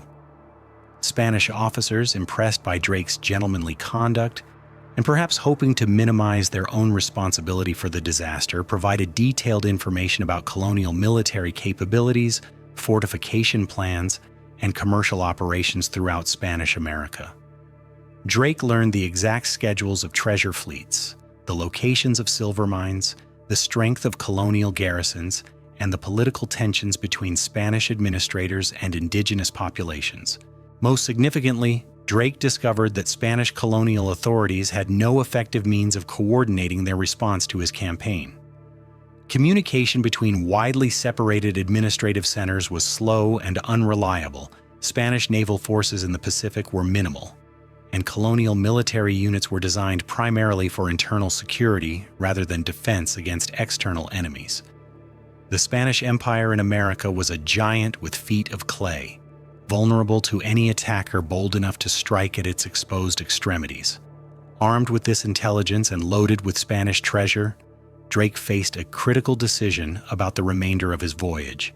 He could attempt to return to England via the Strait of Magellan, risking encounter with Spanish warships that were certainly being dispatched to intercept him. He could continue northward along the American coast in search of the legendary Northwest Passage following Elizabeth's original instructions despite the dangers involved. Or he could sail westward across the Pacific, completing the circumnavigation that would establish England's claim to global maritime power. The decision would determine not only Drake's personal fate but also England's future relationship with Spain and the wider world. If he chose the safe route home through familiar waters, he would arrive in England wealthy but having achieved only limited strategic objectives. If he chose to continue the circumnavigation, he would venture into completely unknown waters where survival was uncertain but success would transform England's international position permanently. Drake's choice reflected both his personal character and his understanding of the larger forces shaping the late 16th century world. He was not content to be merely a successful pirate who had seized Spanish treasure and escaped unpunished. He intended to demonstrate English capability for global maritime operations, to establish English claims to territories Spain considered its exclusive domain, and to prove that Protestant England could challenge Catholic Spain anywhere on earth. The Golden Hind turned northward along the California coast, seeking seeking the western entrance to the Northwest Passage that would provide a direct route home to England. Drake's decision committed him to exploring waters no European had ever navigated, risking his ship and crew in pursuit of geographical knowledge that might not exist. But it also positioned him to achieve something far greater than treasure: the completion of England's first circumnavigation of the globe and the establishment of English maritime power as a force to be reckoned with worldwide. The transformation of Francis Drake from Caribbean pirate to global explorer was entering its final phase. Behind him lay the smoking ruins of Spanish colonial complacency and the terror-stricken ports of Peru. Ahead lay the unknown Pacific and the promise of immortality. The boy from Devon, who had been driven from his home by Catholic persecution, was now the man who carried England's destiny in his wake, sailing toward a rendezvous with history that would reshape the balance of world power. As the Golden Hind sailed north through Pacific waters no Englishman had ever seen, her hold bulging with Spanish silver and her wake marking the end of Spanish oceanic supremacy, Drake's crew began to realize they were participating in something larger than piracy or exploration. They were the agents of England's emergence as a global maritime power, the instruments of Protestant revenge against Catholic oppression, and the pioneers of an English empire that would eventually span the globe. The Spanish treasure aboard the Golden Hind was valuable beyond calculation, but it was not the voyage's most important cargo. Drake was carrying home something far more precious than silver and gold: the knowledge that Spanish power could be challenged, Spanish ships could be captured, and Spanish colonies could be raided with impunity. This knowledge would inspire a generation of English seamen to follow Drake's example, transforming England from a minor European kingdom into the mistress of the world's oceans. But first, Drake had to survive the remainder of his voyage. The Pacific stretched before him, vast and largely unknown, its islands scattered across distances that could exceed a ship's range and its weather patterns completely unfamiliar to European navigators. Spanish warships were certainly being dispatched to hunt him down, while indigenous peoples along the American coast might prove hostile to European intruders. The treasure that made him wealthy also made him a target, and the fame that would make him immortal also made him a marked man. The greatest test of Francis Drake's seamanship, leadership, and courage lay ahead. He had proven he could fight Spanish ships and capture Spanish treasure.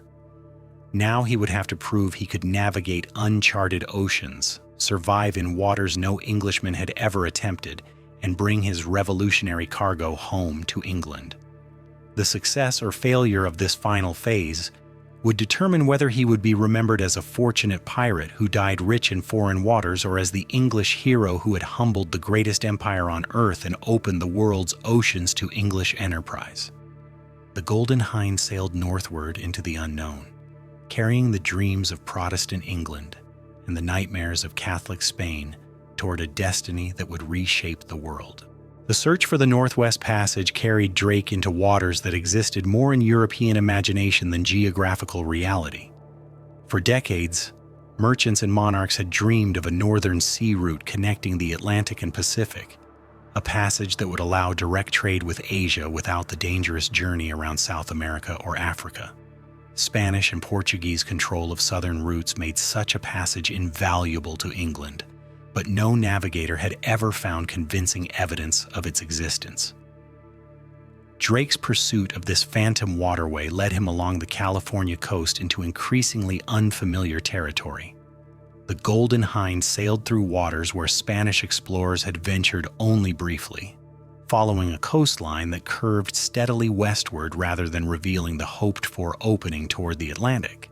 As the ship pushed northward past modern San Francisco Bay, which Drake somehow missed in the coastal fog, the crew began to encounter conditions that suggested they were approaching the limits of habitable ocean. The weather grew steadily colder as the Golden Hind moved beyond 40 degrees north latitude. Sailors accustomed to the tropical heat of the Caribbean and the temperate climate of Peru found themselves struggling with freezing winds and snow squalls. The ship's rigging became treacherous with ice, while the crew's clothing, designed for warm weather operations, provided inadequate protection against northern Pacific storms. More ominously, the coastline showed no sign of breaking eastward toward the hoped-for passage. Instead of the great bay or river mouth that would signal the Northwest Passage's western entrance, Draque encountered an unbroken wall of cliffs and beaches stretching endlessly northward. Indigenous peoples along this coast had never seen European ships, and their reactions ranged from curious welcome to outright hostility. Some groups paddled out in large canoes to trade with the strangers, offering food and fresh water in exchange for metal tools and colored cloth. Others launched arrows from hidden positions along the shore, clearly viewing the Golden Hind as an unwelcome intrusion into their territory. Drake's journal entries from this period, preserved in fragmentary form by his chaplain Francis Fletcher, reveal growing frustration with the geographical realities he was discovering. The theoretical Northwest Passage that looked so logical on European maps proved elusive in actual practice. Every bay that might have marked the passage's entrance proved to be merely another coastal inlet. Every river mouth that suggested a route to the Atlantic led only into the North American interior.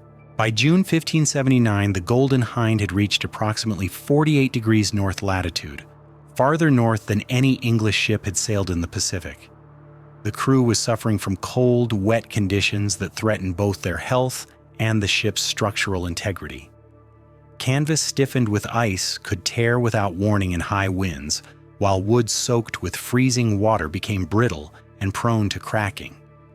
Most critically, the ship's food supplies were running dangerously low after months of exploration in waters where provisioning opportunities were limited and unpredictable. Draque faced a command decision that would determine the expedition's ultimate fate. He could continue searching for the Northwest Passage, risking his ship and crew in increasingly harsh conditions while pursuing a geographical feature that might not exist. Or he could accept the reality that no such passage existed at accessible latitudes and turn his attention to the long voyage home across the Pacific Ocean. The decision to abandon the search for the Northwest Passage was perhaps the most difficult of Drake's career. Elizabeth had specifically instructed him to explore this route if possible, and its discovery would have revolutionized English trade with Asia. But Drake's responsibility to his crew and his understanding of the Golden Hind's limitations forced him to choose survival over geographical speculation. The ship could not endure another month of northern Pacific weather, and the crew was approaching the limits of physical endurance. On June 17, 1579, Draque ordered the Golden Hind to turn southward, seeking a protected harbor where the ship could be careened and repaired before attempting the trans-Pacific crossing.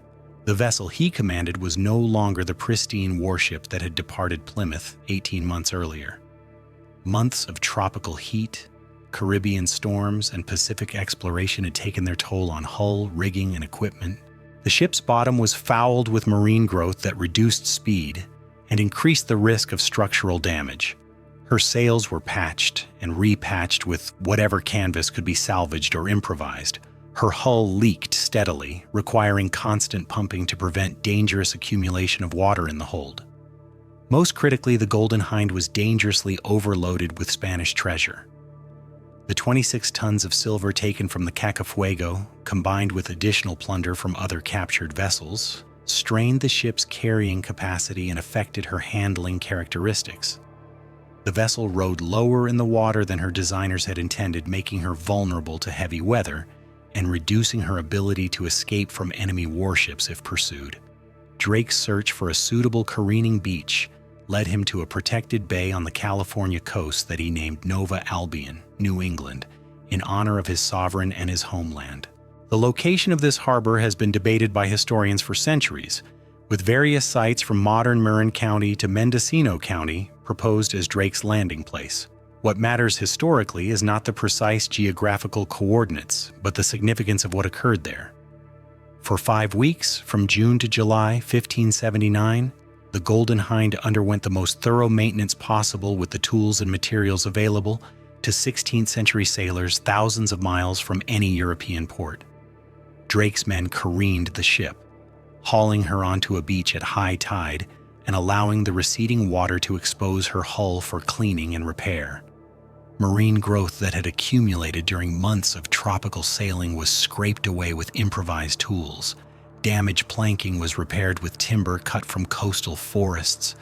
Leaks were sealed with whatever materials could be found or manufactured. The work required extraordinary improvisation and skill.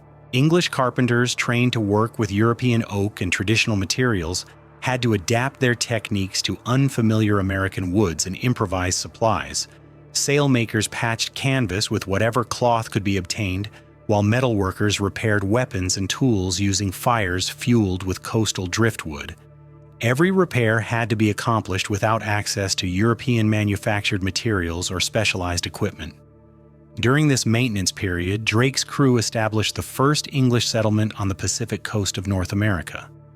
The camp they built near their careening site was necessarily temporary, but it represented a significant assertion of English territorial claims in a region Spain considered its exclusive domain.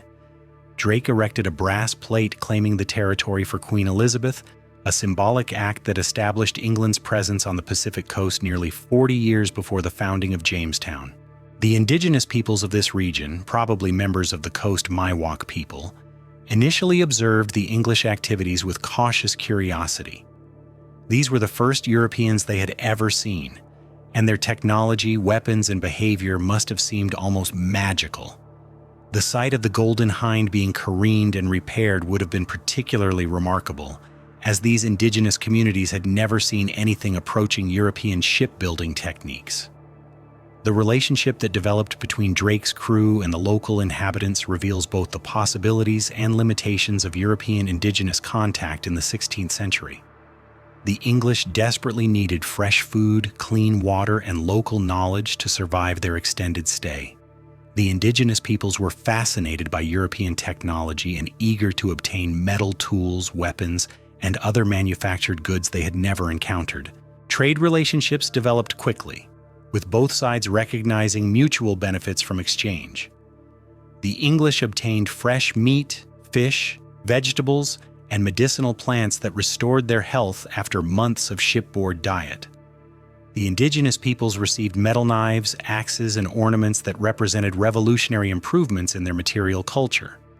More complexly, both groups exchanged knowledge about geography, weather patterns, and survival techniques that proved valuable to English preparations for the Trans-Pacific voyage.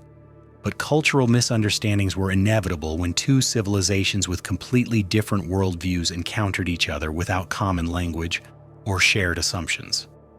The English interpreted indigenous religious ceremonies through Christian theological frameworks that distorted their actual meaning. Indigenous peoples may have viewed English technology and behavior through spiritual or mythological categories that Europeans could not comprehend. Drake's chaplain Francis Fletcher recorded one particularly significant ceremony in which indigenous leaders seemed to offer sovereignty over their territory to the English visitors. Fletcher interpreted this as voluntary submission to English authority, but modern anthropologists suggest it was more likely a ritual of alliance or reciprocal obligation that the English completely misunderstood. The ceremony involved elaborate exchanges of gifts, formal speeches in indigenous languages that no Englishman could understand, and symbolic acts that may have had meanings entirely different from what the English assumed. These cultural encounters would be repeated countless times as European exploration and colonization expanded around the world. At Drake's Bay, they remained relatively peaceful because both sides maintained respect for each other's capabilities and neither felt immediately threatened. The English were too few to pose a serious threat to indigenous communities, while the indigenous peoples were too unfamiliar with European expansion to recognize its long-term implications. The repairs to the Golden Hind were completed by late July 1579, transforming her from a battered exploration vessel into a ship capable of attempting the longest and most dangerous leg of the circumnavigation. The Trans-Pacific crossing would require approximately 10,000 miles of sailing across largely unknown waters, with no certainty of finding safe harbors or adequate supplies along the route. European knowledge of Pacific geography was limited to a few Spanish-controlled islands and trade routes, while vast areas of the ocean remained completely unexplored. Drake's navigation equipment for this crossing was primitive by modern standards, but sophisticated for its era. His primary instruments included a compass, an astrolabe for determining latitude, an hourglass for measuring time, and a log line for estimating speed and distance. He possessed charts of uncertain accuracy showing the locations of some Pacific islands, but large areas of his intended route were marked simply as empty ocean where no land was known to exist. The crew that would attempt this crossing had been reduced by casualties and desertion from the original 164 men to fewer than 60. But these survivors were the cream of Elizabethan seamanship, men who had proven their competence and courage through 18 months of exploration, combat, and survival in conditions no Englishman had previously experienced. They were skilled in navigation, ship maintenance, combat, and the countless practical tasks required for long-distance oceanic sailing. On July 25, 1579, the Golden Hind departed Nova Albion for the Trans-Pacific crossing, carrying with her the hopes of Protestant England and the accumulated wealth of the Spanish Empire. Drake's course took him southwest across the Pacific toward the Spice Islands of modern Indonesia, following a route no English ship had ever attempted and few Spanish vessels had survived. The early stages of the crossing revealed both the Pacific's beauty and its terrible dangers. Days of perfect sailing weather, with steady trade winds filling the Golden Hind's patched canvas and carrying her westward at speeds that amazed her crew, alternated with periods of dead calm when the ship lay motionless on glassy seas that reflected the tropical sun like molten metal. The crew suffered intensely during these calms, as temperatures in the ship's hold soared beyond human endurance, and the ship's water supplies grew dangerously warm and foul. More terrifying were the Pacific's sudden storms, typhoons that could appear with little warning and generate winds of incredible violence. These storms dwarfed anything Drake's crew had experienced in the Atlantic or Caribbean, with waves that towered above the ship's masthead and winds that could shred canvas and snap masts like twigs. The Golden Hind's survival during several such storms was due largely to Drake's seamanship and his crew's skill at handling their vessel in extreme conditions. Navigation across the Pacific required constant vigilance and precise calculation. Drake had to determine his position using celestial observations while allowing for the effects of currents, winds, and magnetic variation that could carry his ship far off course without his knowledge. A small error in navigation could mean missing essential islands by hundreds of miles, condemning the expedition to death by starvation or thirst in the vast oceanic wilderness. The psychological challenges of trans-Pacific sailing were as severe as the physical dangers. Weeks passed without sight of land, birds, or any sign that the earth contained anything but endless water. The crew's mental state deteriorated as they realized the magnitude of the ocean they were attempting to cross. Some men showed signs of despair or madness, while others became obsessively religious, interpreting every weather change or navigational problem as divine judgment on their enterprise. Drake's leadership during this crossing was perhaps his finest achievement as a commander. He maintained discipline and morale among men who were pushed beyond the normal limits of human endurance, providing encouragement during crises while making the countless daily decisions that meant the difference between survival and disaster. His navigation was flawless, bringing the Golden Hind across thousands of miles of unknown ocean to make landfall precisely where he had calculated they would encounter the Indonesian islands. The first Pacific islands the English encountered were small atolls whose names have been lost to history. These islands provided desperately needed fresh water and food, but their indigenous populations were often hostile to strangers who arrived without warning or invitation.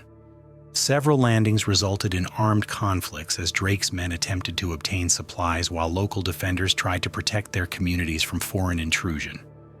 These encounters revealed the complexity of European expansion in the Pacific, where every island was already inhabited by peoples with their own cultures, governments, and territorial claims. Drake's expedition was not discovering empty lands, but intruding into a populated ocean where their presence was often unwelcome and sometimes violently resisted. The most significant landfall occurred in early November 1579, when the Golden Hind reached the Spice Islands of modern Indonesia. These were the legendary islands whose nutmeg, cloves, and other spices had motivated European exploration for centuries. Portuguese and Dutch traders had established footholds in some ports, but much of the region remained under the control of indigenous rulers who welcomed additional trading partners. Drake's arrival in the Spice Islands represented a major challenge to Portuguese monopoly claims in the region. Portugal asserted exclusive trading rights based on papal grants and prior exploration, but Drake's presence demonstrated that other European nations could reach these waters and establish their own commercial relationships. The Sultan of Ternate, one of the major spice-producing islands, welcomed Drake's overtures and agreed to establish trade relations with England. The negotiations that followed were among the first formal diplomatic contacts between England and Southeast Asian rulers. The Sultan of Ternate was impressed by Drake's gentlemanly conduct and his ship's obvious technological sophistication. Drake, for his part, recognized the commercial potential of direct English trade with spice producers, bypassing Portuguese and Spanish intermediaries who inflated prices enormously. The agreement reached between Drake and the Sultan established England's first commercial foothold in Southeast Asia, opening the door for the eventual expansion of English trade and influence throughout the region. Drake loaded the Golden Hind with spices worth thousands of pounds in European markets while establishing diplomatic relationships that would benefit English merchants for decades to come. But the Spice Islands also presented new dangers for Drake's expedition. Portuguese authorities in the region were actively hostile to foreign intruders, regarding Drake as both a pirate and a threat to their monopoly. Portuguese warships were dispatched to intercept the Golden Hind, while Portuguese agents worked to turn local rulers against the English visitors. More immediately dangerous were the navigational challenges of sailing through the Indonesian archipelago. The region contained thousands of islands, reefs, and channels where local knowledge was essential for safe passage. Drake possessed no reliable charts of these waters, forcing him to depend on indigenous pilots whose loyalty and competence were often uncertain.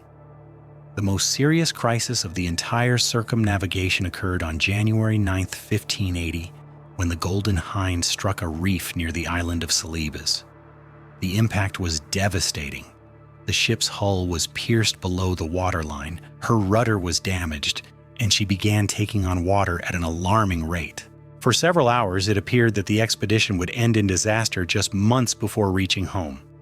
Drake's response to this crisis demonstrated both his practical seamanship and his psychological understanding of leadership under extreme pressure.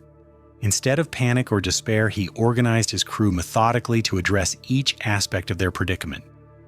Pumps were manned continuously to prevent the ship from sinking, while carpenters worked to seal the hull breach with whatever materials could be improvised. Most critically, Drake ordered the ship's cargo shifted to heel her over, exposing the damaged portion of hull above the waterline, where repairs could be attempted. This meant temporarily jettisoning tons of precious spices and some of the Spanish treasure that had been the expedition's primary objective. The decision required extraordinary moral courage. Drake was literally throwing away wealth to save lives, sacrificing certain profit for uncertain survival. The repairs took 18 days, during which the Golden Hind remained precariously balanced on the reef, with her survival dependent on weather conditions remaining calm.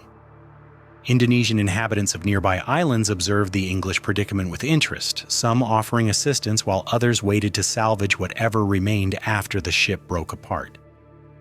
The successful refloating of the Golden Hind on January 27, 1580, was greeted by Drake's crew as almost miraculous deliverance. The ship had been saved by exceptional seamanship, careful planning, and considerable luck. But the experience had demonstrated just how fragile the expedition's survival remained, even after successfully crossing the Pacific and reaching the Spice Islands. The remainder of the voyage through the Indonesian archipelago required constant vigilance and skilled navigation through waters that claimed numerous European ships during this period. Drake's course took him between islands where Portuguese influence was strong and local rulers might be hostile to English intruders. The Golden Hind moved like a fugitive through channels where discovery could mean attack by superior forces. The final departure from Indonesian waters in March 1580 marked the beginning of the voyage's last major leg, the crossing of the Indian Ocean and the rounding of the Cape of Good Hope. Drake now faced approximately 6,000 miles of sailing before reaching European waters, including passage around Africa's southern tip where violent storms and treacherous currents had claimed many ships. But the psychological atmosphere aboard the Golden Hind had fundamentally changed since leaving the Indonesian reefs. The crew now believed they would reach home safely, carrying with them wealth and fame beyond their original expectations. The Spanish treasure remained secure in the ship's hold, while the diplomatic success with the Sultan of Ternate had opened new possibilities for English commerce in Southeast Asia. Drake himself had been transformed by the voyage from a successful privateer into something approaching a mythical figure. He had proven that English seamanship could succeed where others failed, that Spanish power could be challenged successfully, and that the world's oceans were not closed to English enterprise. The boy from Devon who had begun the voyage as Elizabeth's deniable agent would return to England as her greatest naval hero. The Indian Ocean crossing proceeded without major incident, though the Golden Hind's crew remained constantly alert for Portuguese warships that might attempt to intercept them before they could complete their circumnavigation. Portuguese authorities throughout the Indian Ocean had been alerted to watch for the English pirate, and several encounters with Portuguese vessels required careful maneuvering to avoid potentially disastrous combat. The approach to the Cape of Good Hope in June 1580 brought Drake face to face with one of the world's most dangerous passages. The Cape's reputation for violent storms and ship-killing winds was well established among European navigators, and many vessels had been lost attempting to round Africa's southern tip during winter storm season. Drake's passage around the Cape of Good Hope was accomplished with the skill that had characterized his navigation throughout the circumnavigation. He timed his approach to take advantage of favorable weather patterns, maintained his ship in perfect readiness for sudden emergencies, and demonstrated the seamanship that had carried him safely across 3 oceans and through the most challenging waters on Earth. As the Golden Hind cleared the Cape of Good Hope and entered the South Atlantic, Drake's crew realized they had achieved something unprecedented in English maritime history. They had circumnavigated the globe, proven English capability for worldwide oceanic operations, and accumulated wealth that would make them all rich for life. More importantly, they had demonstrated that Spanish claims to oceanic supremacy were hollow, that English ships could sail wherever Spanish vessels could go, and that the Protestant naval power could challenge Catholic empires on their own terms. The final approach to England would be more than just a homecoming. It would be a triumphal return that would reshape European understanding of naval power and begin England's transformation into a global maritime empire. The treasure in the Golden Hind's hold was valuable, but the knowledge and experience Drake was bringing home were priceless. The circumnavigation was nearly complete, but its real impact was just beginning. The Golden Hind's appearance off the English coast on September 26, 1580, created a sensation that rippled through every port from Plymouth to London. Word spread with the speed of wildfire that Drake had returned, not as the corpse Spanish authorities had confidently predicted, but as the conqueror of Spanish America, his ship heavy with treasure, and his reputation transformed into legend. The scenes at Plymouth Harbor defied description. Merchants abandoned their counting houses, fishermen left their nets, and laborers dropped their tools to witness the return of the ship that had vanished into the Pacific nearly 3 years earlier. The Golden Hind herself bore the scars of her incredible journey, her hull darkened by tropical sun and salt spray, her rigging patched with canvas from a dozen different ports, her bronze cannon green with verdigris from Pacific storms. But she rode proudly in the harbor swell, her English colors snapping in the Devon breeze like a declaration of victory. Drake's crew, reduced now to 56 survivors from the original 164, had been transformed by their voyage from anonymous West Country sailors into the most famous seamen in Europe. These were the men who had weathered the storms of Cape Horn, fought Spanish warships in the Pacific, and navigated uncharted oceans by dead reckoning and prayer. They carried themselves with the quiet confidence of men who had accomplished the impossible and returned to tell the tale. But it was the cargo in the Golden Hind's hold that truly stunned observers. Spanish silver bars stacked like cordwood, chests of gold coins that required 4 men to lift, precious stones that sparkled like captured starlight. Here was wealth beyond the dreams of European kings, seized from the heart of the Spanish Empire and carried safely home to England. Conservative estimates place the treasure's value at £600,000, equivalent to perhaps £200 million in modern currency. It was enough to fund a major war, purchase entire counties, or transform England's naval capabilities overnight. The political implications were even more staggering than the financial windfall. Drake's circumnavigation had proven that English ships could sail anywhere Spanish vessels could go, that Spanish colonial defenses were vulnerable to determined attack, and that the Pacific Ocean was not Spain's private lake.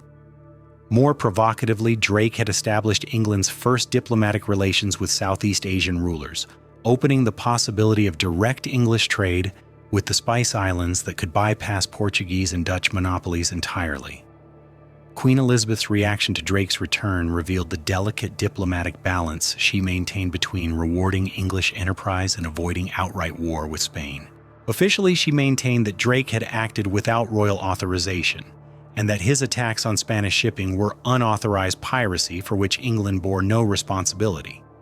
Spanish Ambassador Bernardino de Mendoza repeatedly demanded Drake's arrest and the return of stolen treasure.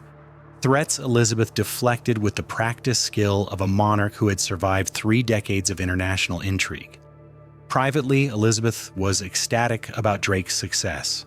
The treasure alone would solve her government's chronic financial problems while funding the military preparations she knew would soon be necessary. More valuable still was the intelligence Drake had gathered about Spanish colonial weaknesses, information that would prove crucial in the coming confrontation between Protestant England and Catholic Spain. The Queen's solution to the diplomatic crisis was characteristically brilliant. She would knight Drake aboard his own ship, publicly honoring him, while maintaining the fiction that his voyage had been a private enterprise.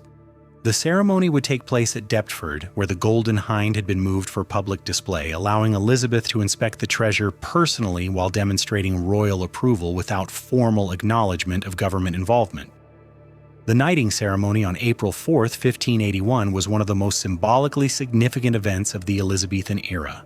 Elizabeth arrived at Deptford with a retinue that included her most important courtiers, foreign ambassadors who would report every detail to their governments, and thousands of spectators who had come to witness history in the making. The Queen herself boarded the Golden Hind, walking the same decks where Drake had plotted his assault on Spanish power and planned his escape from Pacific storms. As Elizabeth drew her sword to perform the ceremony, she paused dramatically and handed the weapon to the French ambassador, instructing him to complete the knighting. The gesture was intended to demonstrate that England was not acting alone in challenging Spanish hegemony, that other European powers shared English concerns about Spanish expansion and welcomed English success in humbling Philip II's pretensions. "Rise, Sir Francis," Elizabeth commanded as the ceremony concluded, and with those words, Francis Drake the Commoner ceased to exist. In his place stood Sir Francis Drake, Knight of the Realm, gentleman by royal patent, and living symbol of England's emergence as a global maritime power, the boy who had fled Catholic persecution in Devon, who had sworn revenge after San Juan de Ulua, who had risked everything on an impossible voyage around the world, had achieved social elevation beyond his wildest childhood dreams. But even as Drake savored his triumph, storm clouds were gathering on the European horizon. Spanish reaction to his circumnavigation was one of apoplectic rage barely contained by diplomatic necessity. Philip II's court received regular reports of English celebrations, English boasting about Spanish weakness, and English preparations for even more audacious attacks on Spanish interests. The king who had ruled the world's greatest empire with unquestioned authority found himself mocked in London taverns and threatened by Protestant heretics he had dismissed as insignificant rebels. Spanish preparations for retaliation began immediately after Drake's return became known in Madrid. The enterprise of England, Philip's plan for the invasion and conquest of Protestant England, moved from speculative possibility to active preparation. Spanish agents throughout Europe received instructions to coordinate Catholic opposition to Elizabeth's government. while Spanish shipyards began construction of the largest naval force in European history. Drake's role in these preparations was central and personal. Spanish intelligence reports identified him as Elizabeth's most dangerous naval commander and the individual most responsible for English aggression against Spanish interests. Standing orders were issued to Spanish commanders throughout the empire. El Draque was to be captured alive if possible, killed if necessary, but never again allowed to threaten Spanish shipping or colonial territories. The irony was that Drake's very success had made him a marked man. His circumnavigation had demonstrated English naval capability so dramatically that Spain could no longer ignore the Protestant threat to Catholic hegemony. The treasure he had captured would fund English military preparations, but it had also guaranteed Spanish military response. The fame that made him England's greatest hero also made him Spain's most hated enemy. Drake's response to Spanish threats was typically aggressive. Rather than retire to enjoy his newfound wealth and social status, he threw himself into preparations for the inevitable war with characteristic energy and vision. He used his share of the circumnavigation's treasure to purchase estates in Devon and London, establishing himself as a major landowner and parliamentary figure. But his primary focus remained naval, as he lobbied Elizabeth to authorize preemptive strikes against Spanish preparations before the invasion fleet could be completed. The strategic situation facing England in the early 1580s was both promising and terrifying. Drake's success had inspired a generation of English privateers to follow his example, launching increasingly bold attacks on Spanish shipping throughout the Atlantic. English merchants, emboldened by Drake's demonstration of Spanish vulnerability, began challenging Portuguese and Spanish trade monopolies in Africa, Asia, and the Americas. The wealth flowing into English coffers from these enterprises funded rapid expansion of the Royal Navy and improvements in English shipbuilding that would soon make English vessels superior to their Spanish counterparts in both speed and firepower. But Spain's resources remained vastly superior to England's in absolute terms. The treasure fleets from Peru and Mexico continued to deliver millions of pesos annually to Spanish coffers, while Spanish armies remained the finest in Europe and Spanish territories spanned the globe from the Netherlands to the Philippines. Philip II commanded the loyalty of Catholic powers throughout Europe, any of whom might join Spanish forces in crushing Protestant England once and for all. The balance of power that would determine the outcome of the coming conflict hung on factors both strategic and personal. England's advantages lay in superior seamanship, more advanced naval technology, and the defensive benefits of island geography. Spain's advantages lay in overwhelming numerical superiority, better trained armies, and the religious enthusiasm of Catholic Europe. The war would be won or lost not by abstract calculations of relative strength, but by the decisions of individual commanders in the heat of battle. As the 1580s progressed, both sides prepared for the confrontation with the intensity of ancient enemies who understood that only one could survive in its existing form. Spanish shipyards worked around the clock to build the invasion fleet that would carry Spanish armies across the Channel to English shores. English shipyards responded by constructing the fastest and most heavily armed warships the world had yet seen. Spanish agents coordinated with English Catholics who awaited the moment to rise against their Protestant oppressors. English intelligence networks tracked Spanish preparations while organizing resistance movements in Spanish territories from Ireland to the Netherlands. The preliminary skirmishes of this undeclared war took place in waters around the world as English and Spanish forces clashed wherever their interests intersected. Drake himself led several of these expeditions, including the devastating raid on Cadiz in 1587 that destroyed thousands of tons of shipping and supplies intended for the invasion fleet. Spanish authorities responded by dispatching assassination squads against English naval commanders and authorizing unlimited warfare against English merchants throughout Spanish territories. Each clash escalated the conflict and made peaceful resolution less likely. Spanish prestige demanded revenge for English humiliations, while English security required continued aggression to prevent Spanish preparations from reaching completion. The psychological momentum of the conflict was driving both sides toward a final confrontation that would determine the fate of European civilization for centuries to come. By 1588, the preparations were complete. Philip II's Great Armada, 130 ships carrying 30,000 men and representing the largest military force ever assembled for naval warfare, was ready to sail from Spanish ports toward English shores. English preparations were equally impressive in their own way. A fleet of newer, faster warships commanded by Draque and other veterans of anti-Spanish operations, supported by militia forces that would defend English shores and coastal fortifications designed to channel any Spanish invasion into predetermined killing grounds. The stakes could not have been higher. Spanish victory would mean the extinction of Protestant England, the restoration of Catholic supremacy throughout Northern Europe, and the elimination of the only significant challenge to Spanish global hegemony. English victory would confirm Protestant independence, encourage resistance movements throughout Spanish territories, and establish England as Spain's equal in naval warfare. At the center of this world historical confrontation stood Francis Drake, the man whose circumnavigation had set the conflict in motion and whose tactical brilliance would largely determine its outcome. The boy from Devon, who had learned seamanship in the rotting hull of an abandoned ship, had become the admiral upon whom England's survival depended. The young man who had sworn revenge after Spanish treachery at San Juan de Ulua was now positioned to achieve vengeance on a scale that would reshape the balance of world power. When Spanish sails appeared off the Cornish coast in July 1588, the moment that had been building for a decade finally arrived. The Spanish Armada, proud, magnificent, overwhelming in its apparent invincibility, sailed toward Plymouth Harbor, where Francis Drake allegedly continued his game of bowls, while messengers brought word of the approaching fleet. Whether the story is literally true hardly matters.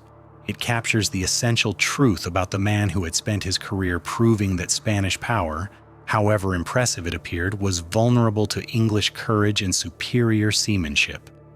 The battle that followed would be remembered as one of the decisive engagements in European history.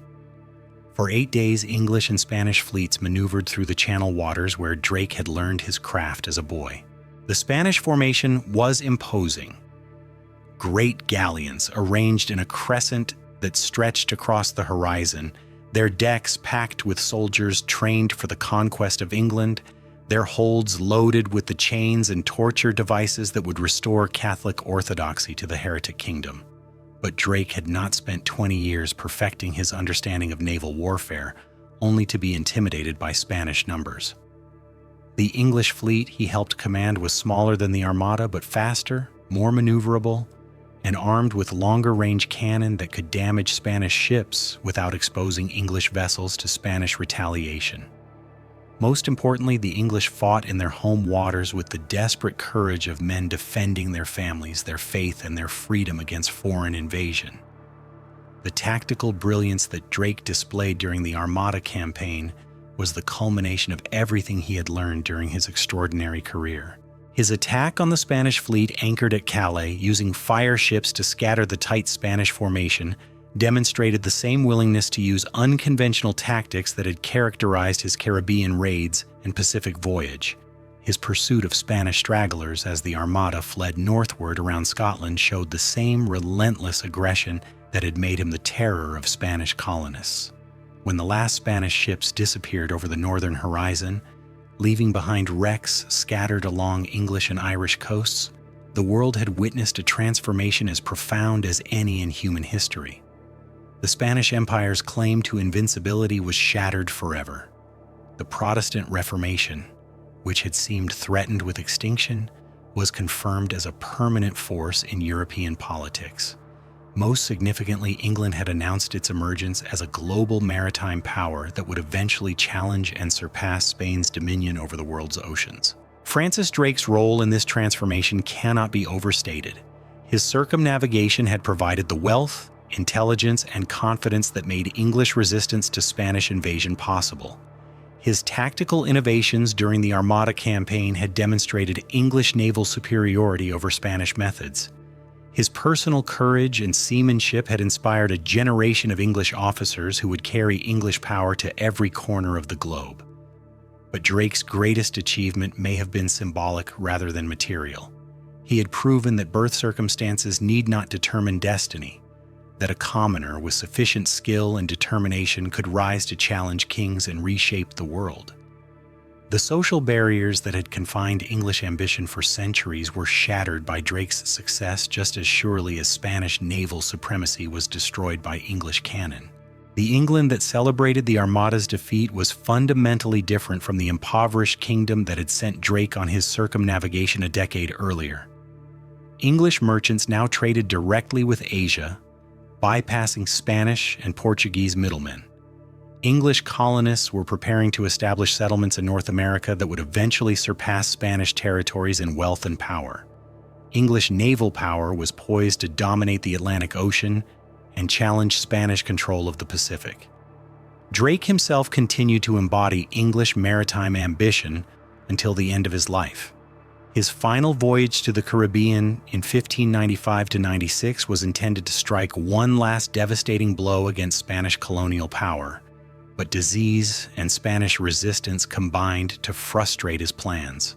When Drake died of dysentery off the coast of Panama in January 1596, he was buried at sea in the waters where he had first tasted Spanish treasure and sworn his oath of vengeance. The funeral of Francis Drake was both an ending and a beginning. The man who had circumnavigated the globe, humbled the Spanish Empire, and helped save Protestant England from Catholic invasion was gone. But the world he had helped create was just beginning to reveal its possibilities. English ships would soon sail every ocean. English colonies would span continents, and English power would eventually surpass even Spanish achievements at their zenith. The boy who had fled religious persecution in Devon, who had learned seamanship in the hull of an abandoned ship, who had sworn revenge against Catholic tyranny and Spanish arrogance, had lived to see his enemies humbled and his country transformed into the greatest maritime power on earth. Francis Drake's personal journey from poverty to prominence, from obscurity to immortality, paralleled England's own transformation from a minor European kingdom into an empire upon which the sun would never set. Today, more than 4 centuries after Drake's circumnavigation, his legacy remains embedded in the fabric of the modern world. The English language spans the globe largely because Drake and his successors established English naval supremacy. The political and economic systems that dominate international relations trace their origins to the confrontation between Protestant England and Catholic Spain that Drake's voyage helped precipitate. The very concept of global maritime power, which has shaped international relations from the 16th century to the present day, was pioneered by the man who proved that no ocean was too vast, no enemy too powerful, no dream too ambitious for English enterprise to achieve. Francis Drake's story is ultimately about the power of individual vision to reshape the world. Against impossible odds, with minimal resources, facing the hostility of the greatest empire on earth, one man's determination to achieve revenge against personal enemies became the catalyst for global transformation. The circumnavigation that began as Elizabeth's deniable assault on Spanish power became the foundation of English global dominance that would persist for centuries. The Golden Hind has long since rotted away, her timbers scattered by Thames tides and London weather. The Spanish Empire has dissolved into the nations of modern Latin America. The religious conflicts that divided 16th century Europe have given way to other ideological struggles. But the essential truth that Drake's voyage demonstrated, that courage, skill, and determination can overcome any obstacle, remains as relevant today as it was when the boy from Devon first glimpsed the Pacific Ocean and realized that the world was his for the taking. In the end, Francis Drake achieved something greater than wealth, higher than noble rank, more lasting than military victory. He proved that the human spirit, properly directed, can transcend any limitation and accomplish the impossible. The commoner who became a knight, the pirate who became a hero, the boy who became a legend. Francis Drake earned his immortality by daring to dream on a scale that matched the vastness of the oceans he conquered and the magnitude of the empire he helped create. His story reminds us that history is made not by the inevitable march of impersonal forces, but by individuals willing to risk everything in pursuit of dreams that others consider impossible. In that sense, Francis Drake's greatest legacy may not be the Spanish treasure he captured or the English victories he achieved, but the example he provided of what becomes possible when human ambition is matched by human courage and directed toward goals worthy of the risks involved. The dragon who terrorized Spanish America, the knight who saved Protestant England, the explorer who opened the world's oceans to English enterprise, Francis Drake earned his place among history's immortals by proving that no dream is too large for those bold enough to pursue it with unwavering determination and unlimited courage.